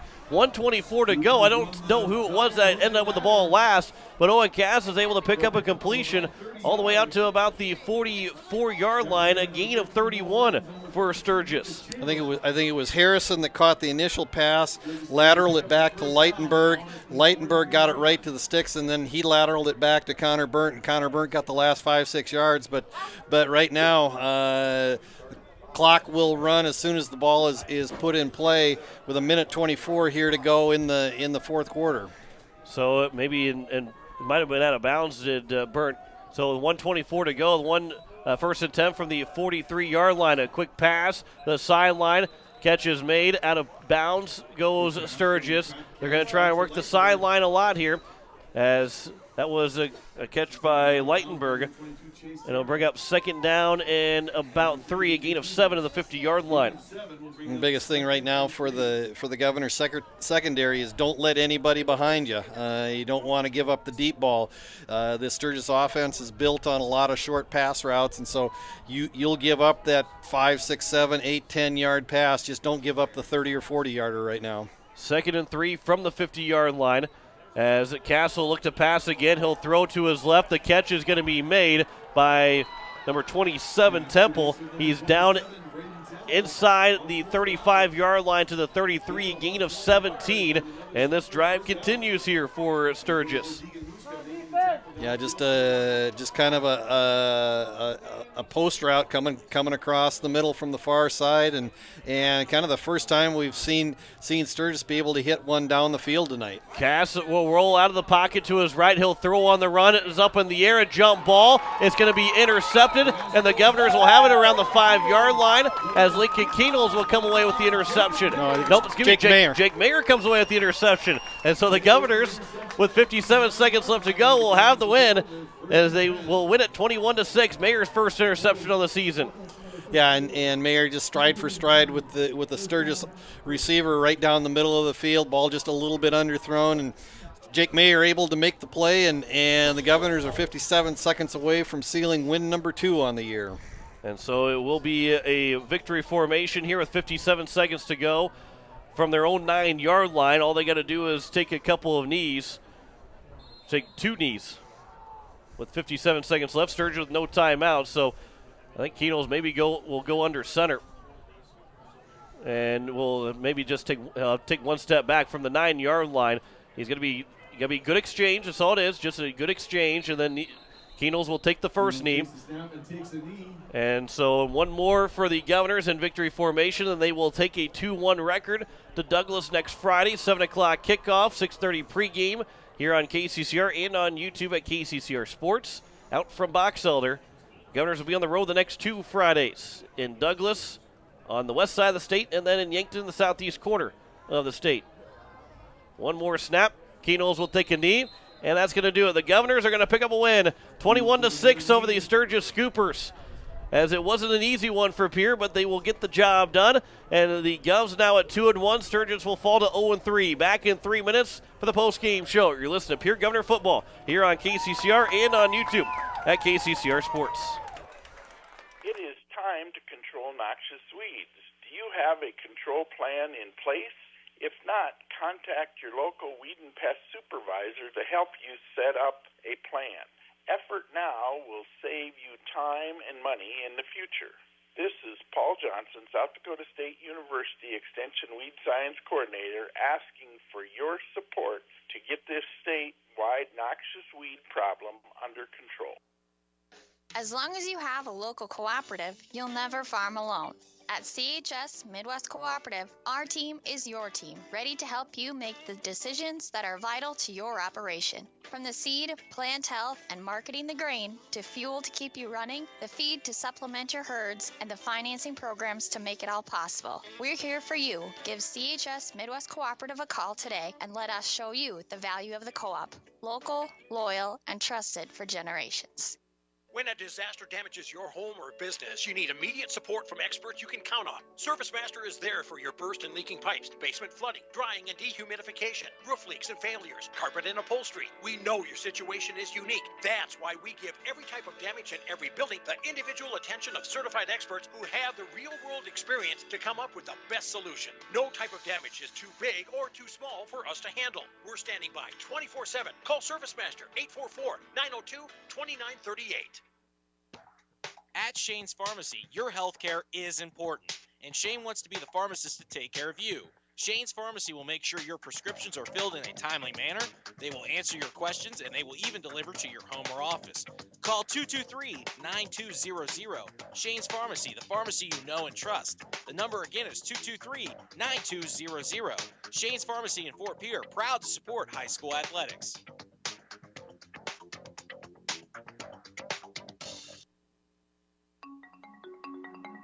Let Country Carpet and Flooring help you update your home or office with the latest fashion trends. With over 30 years of experience, we can help you find the right flooring or window treatments for your needs. Stop down to 414 East Sioux Avenue or call for an appointment at 224-9297 for your free consultation and estimate. Go Govs! This fall, sip on a warm, soothing apple cider and bathe in the radiance of the changing colors before you smash that hot mug on the driveway and join First Dakota to bank some noise for fall sports. Stop for goal line stands, holler for a game-winning ace, and go berserk for a chip in from the rough. Let's give the home team all we've got. Bank some noise with us at First Dakota National Bank. Open a new account online today at firstdakota.com, member FDIC. Well, the win wasn't easy, but the Pierre Governors got the job done. They win 21-6 here this evening over the Sturgis Scoopers to improve to 2-1 the season. Sturgis drops to 0-3, and for the second straight week, the Governors are outgained offensively, but still find a way to win. 183 yards of total offense for Sturgis. These are unofficial stats, but 183 for Sturgis, 171 for Pierre. And the Govs still, though, were able to find a way to get the win. They forced a couple of turnovers. They forced a big interception at the end of the game. They got a pick six in there with Dre Burt at the beginning of the game, or the only score the first half to make it 7-0 at halftime, but then an interception to seal the deal from Jacob Mayer. And the Governors are able to defensively, again, back-to-back weeks now, defensively get the job done to help this Pierre Governor team to now be 2-1. And second week in a row that the Governor defense has put points on the board. Austin Foley with the scoop and score last week, Dre Burton with the pick six this week, and so the Governor defense has been playing well. Unfortunately, the offensive side, and we talked about it a lot tonight, up until the last half of the fourth quarter was when the Governor offense really kind of just struggled and just kind of uncharacteristic for night for Lincoln Keenholz. The yardage numbers actually not too bad, 171 yards, but 10 of 26 on the night for Keenholz, 62.5% passer coming in, and tonight just 10 of 26. That's 38% passing on the night for Lincoln Keenholz, and so. While certainly a down night for the Governor offense, I think a lot of that credit is due to the Sturgis defense. I mean, they really came to play tonight and did a nice job shutting down that Pierre passing game. I mean, they were able to get enough pressure with the three down linemen, and then they used Jake Vleem in that kind of hybrid rusher coming off the edge. Sometimes he would drop into coverage, sometimes he'd come off the edge, and I think maybe that confused the offensive line a little bit. And then when they did get some things going, the Sturgis secondary was able to cover up the receivers for the most part tonight, and so you didn't see them hit that big play down the field like they've been able to do the first 2 weeks. And the Governors this evening offensively, 171 yards of passing from Lincoln Keenholz, as he was 10 of 26 through the air. He only finished with 19 yards rushing, but he picked up two big rushing touchdowns, the only offensive touchdowns for the Governors, as he ended up getting 19 yards of rushing on 14 attempts. Brock Mosier finished at 21 yards on 13 attempts. Cade Kaiser had 5 yards on 2 attempts. The receptions were from Kaiser, 40 yards on 2 completions. Hansen caught 3 passes, 41 yards, and he had a fumble. It was Jack Merkwan with 4 catches for 65 yards, and Jet Zabel had a catch for 25 yards. As we have our players of the game, and we'll first talk with Jacob Mayer, who made the game-ending interception. And Jake, for you guys defensively, another gem for you guys defensively, and we'll talk to the guy who had the other interception, but you're able to seal it away. What did you see on that last play to get that interception? You know, they're going to throw a deep ball. Obviously, there's a minute 30 left on the clock. They're down 2 touchdowns. So they're going to throw a deep ball, and I was just playing deep, and really it was just underthrown, and I was able to make the catch. So. And I think in a situation like that, just before that play, John and I were talking about the fact that the last thing you want to do is let somebody behind you, and you were just running stride for stride with your guy and made a nice play. And even if you wouldn't have come away with the interception, you would have knocked the ball down. But what kind of defense were you in, especially on that last drive where Sturgis, you knew Sturgis was going to have to look down the field? You know, we were just running cover 4 in those situations.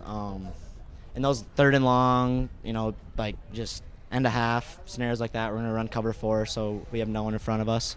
So, but throughout the game, we ran a lot of just straight man, because they're taking quick outs, quick slants, stuff like that. So, the second week, the offense in last week in the second half struggled to move the ball and to punt the ball a lot. You guys were able to hold strong in the game here tonight. In the first half, you guys again helped the offense along by getting those stops, by forcing Sturgis to punt the ball a lot, and obviously getting a touchdown from Dre Burton defensively. But you guys, and we've seen this in years past too, but the defense, you'll feel confident every time you take the field, even if you're tied down by a score, you feel confidence to give the ball back to the offense. Yep. And that just goes out to our coaches, who just do a great job, day in, day out. We're watching film, they're getting us on film, taking reps in practice, just getting us, our Coach Gilbertson giving us great scout offenses to go at, so that just makes our confidence level go up that much more. So.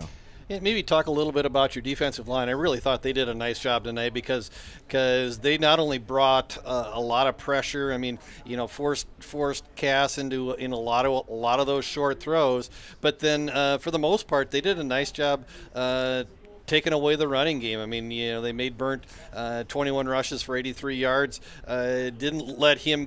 Only broke the one run, and I thought they did a nice job.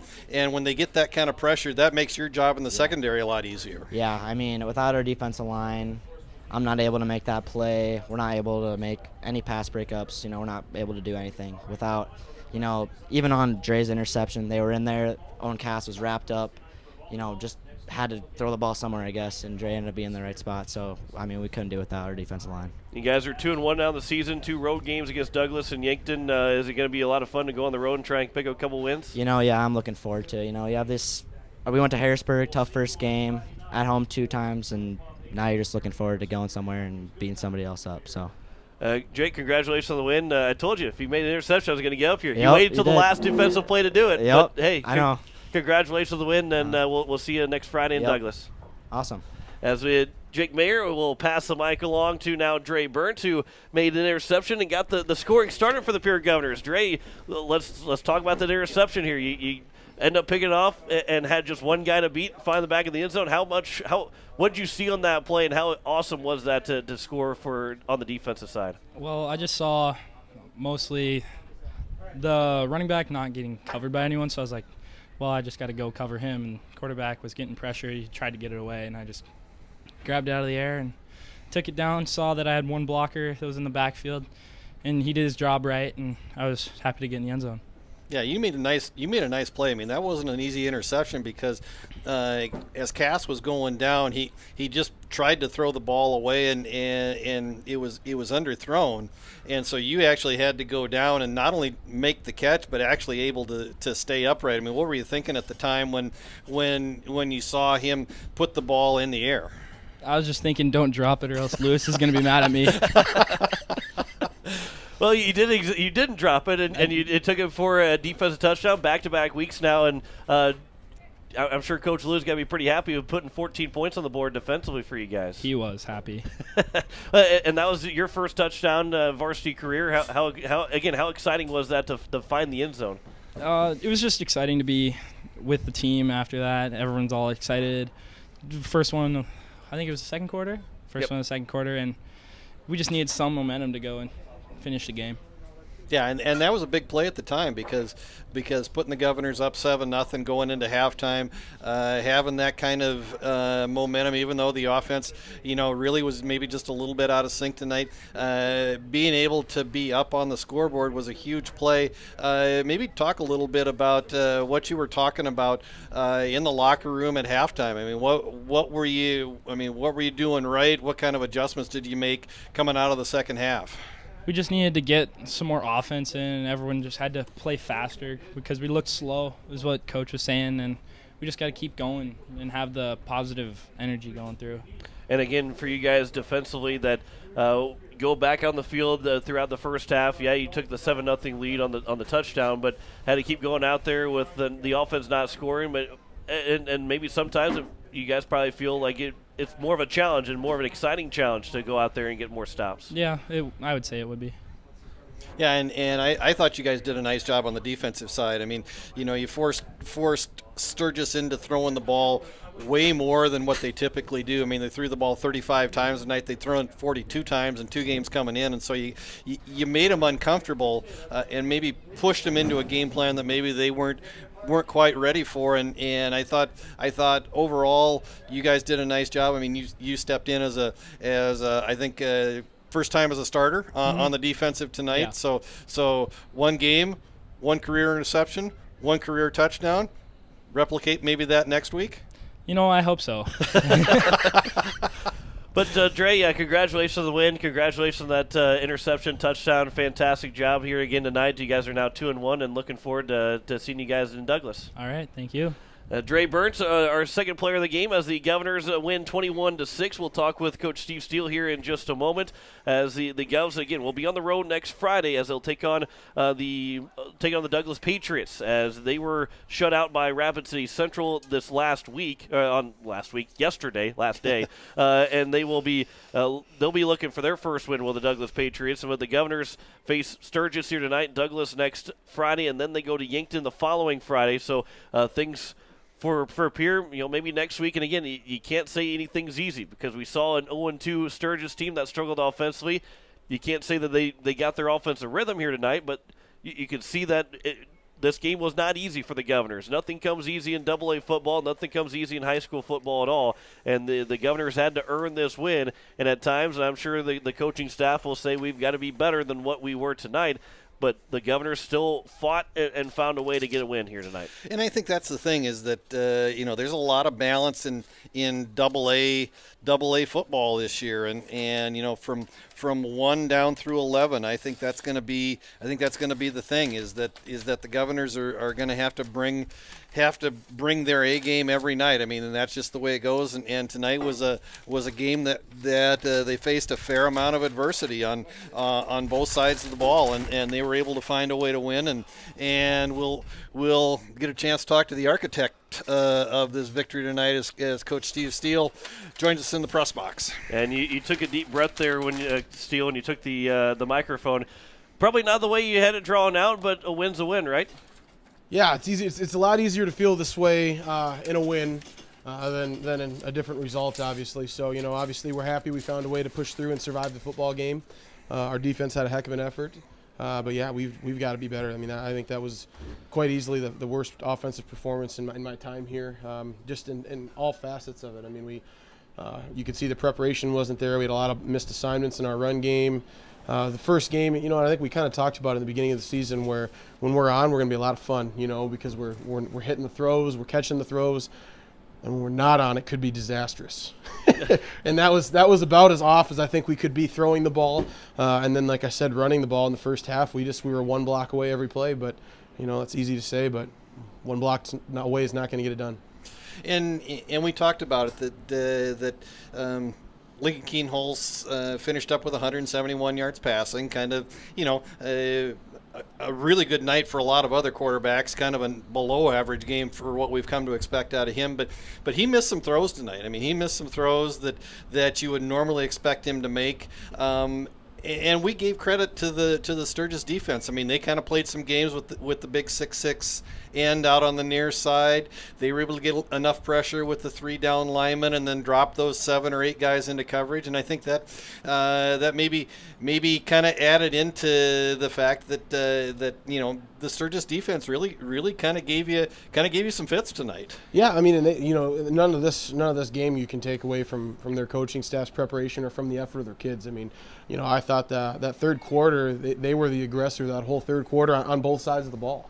I mean, if there was one part of the game where our defense kind of lost energy more than anything else, it was we go 3 and out, and then I don't know how far it was, they went down the field, and and that's the part where our defense played an outstanding game. The only real improvement I think they could make off of tonight was energy.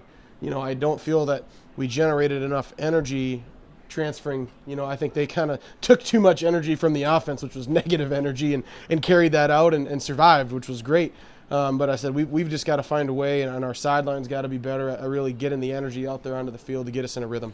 He finished with 171 yards of total offense, 183 for Sturgis. So second straight week, you end up being outgained by an opponent, but still find a way to win. And like your defense, Dre Burnt got an interception, took it back for a touchdown. The only score in the first half. And again, I know as an offensive guy that you love when defense score for you, but you don't like that to be the only score in a half. And for you, I'm sure that was what was the message in that halftime locker room to try and get that offense moving. Well, I think the biggest thing is we had a lot of just complete focus issues. Not snapping the ball. We killed, I think, 2 or 3 drives with a bad snap. We had penalties. We had drops. You name it, we had it tonight in terms of how we could lose the football. And a lot of that is focus. Not a lot of that was stuff they were forcing us to do. Like I said, a snap is a simple thing. It shouldn't matter what they're doing in front of you. A penalty, lining up wrong. I think that's, to the coaching staff, that's the biggest frustration, is that a lot of the issues were still mental issues, and we're in week 3 now, and we need to start moving past those. And, those issues gave them that energy that we're talking about and gave them that belief. And like you saw it in college football, all over the place. Last week, a lot of big upsets, from teams that if you give them enough belief, they can do it. And we talked a bit about, Lincoln missed a couple of passes, especially those kind of hitch routes and bubble screens. But when it came down to crunch time, he probably threw the pass of the year to date when he hit Matt Hansen on the near sideline midway through the fourth quarter in the middle of triple coverage. And that really ignited that drive. And then you put the ball in his hands 3 straight times and ended up in that second touchdown of the night for the Governors. So obviously, you still have a lot of confidence in Lincoln and his abilities and how special of a quarterback is he. You've had the privilege of coaching a couple of really special quarterbacks, but having him in your back pocket to run that kind of a drive when you need it, it's got to be, got to make you feel pretty good. Yeah, and that's obviously, we try not to use him as much in the run game just to save him from getting hit so much. But he had that attitude, where he's like, hey, we need to put this one on. We have the numbers in the box when we can spread it out. Don't be hesitant. I'm going to put my head down and we're going to go get this. And he did a heck of a job doing that. And, like I said, that throw was that kind of that momentum switch we were looking for. And that kind of gave our line that jump start. And like I said, when we spread him out, we knew we had some numbers in there. And he just did a great job hitting the holes hard, being decisive, and all this ultimately pushing his way down into the end zone. So, again, there's a lot that you want to go correct, and we'll look at film and try and correct. But the job was done, and 21-6 win. Now 2-1 the season. You get Douglas next week. They were shut out last night against Rapid City Central. You're probably able to watch a little bit of that game or most of that game to already start the scout process of getting ready for Douglas on Friday. But what do you see from them, and what do you need? What's that biggest thing that maybe needs to be better? I'm sure you'll probably say focus and energy, but what needs to be better going into Friday's game against Douglas to not see something like this again here tonight? Ultimately, again, a lot of the issues we talked on were execution and focus between our ears. A lot of the stuff that we did that made mistakes gave them the energy and the opportunities to be successful against us, and I think that's the number one thing is we can't beat ourselves offensively. We cannot do those things, and the defense we're playing doesn't matter at all. I think you saw us play with confidence, do things right. We did some good things against Harrisburg. Far superior defense than we'll see most of the year. We can't play to the level of our opponent. I think that's the number one thing we can't do offensively or defensively. But, again, I'm very thankful that our defense stepped up tonight because they had to. Any injuries of note tonight? Didn't see any time where the trainer had to come out onto the field, other than right at the end of the first half where Jack Merquan took that big hit right before the halftime gun. But everybody okay other than the normal bumps and bruises? Yeah, I think outside of me needing an echocardiogram, I think we're doing all right. Well, Coach, I appreciate the time. Congratulations on the win, and we'll talk to you Wednesday at Coach's Corner. We'll have to recap this game on Wednesday. I'm sure you probably don't want to, but we'll talk again about it on Wednesday. Sounds good. Thanks, guys. Coach Steve Steele, the Pierre Governors, they do win 21-6 here, now 2-1 in the season, as they will take on Douglas next Friday in Box Elder. We'll have coverage starting at 6:30 Central Time, 7 o'clock kickoff Central Time again.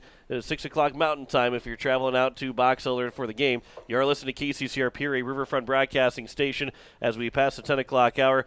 Greg, before we wrap things up, your final thoughts here on the win for the Governors. Well, it wasn't pretty. I mean, it wasn't pretty, but a win's a win. I mean, at 11 AA football, anytime you can put a win on the board, that's going to be a huge deal. In fact, I just looked. There are 5 of the 11 teams in 11 AA as of tonight are either 3-0 or 2-1, and so that's a big deal. You want to stay up in that upper half and put yourself in a position where you can be able to host certainly at least one playoff game, if not 2, and find a way to find that road back to the Dome here in 2021. And so for the Governors, again, this is going to be a team that we talked about even from the beginning of the year, back in the pregame down at Harrisburg, that we knew this was going to be a team that was going to grow and begin to find its identity the deeper they got into the season. They're playing a lot of sophomores and a lot of juniors. There's not a lot of seniors that are on the field at any given time. And so this is a team that as they get that experience and they get that maturity, they're gonna get better. And we're gonna see that growth as we get into the latter part of September and into October. And so I think we still are yet to see the best that the Governors have to give. They got out of here with a win tonight, and we'll see next week as they go out to Douglas. Hopefully they can find a way to just start getting better and better every week as they roll towards the end of the season.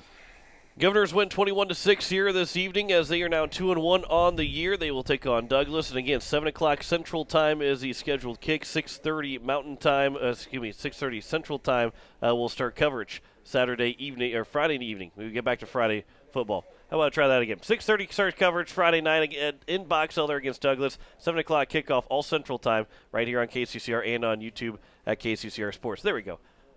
You got it right. 1 for 2.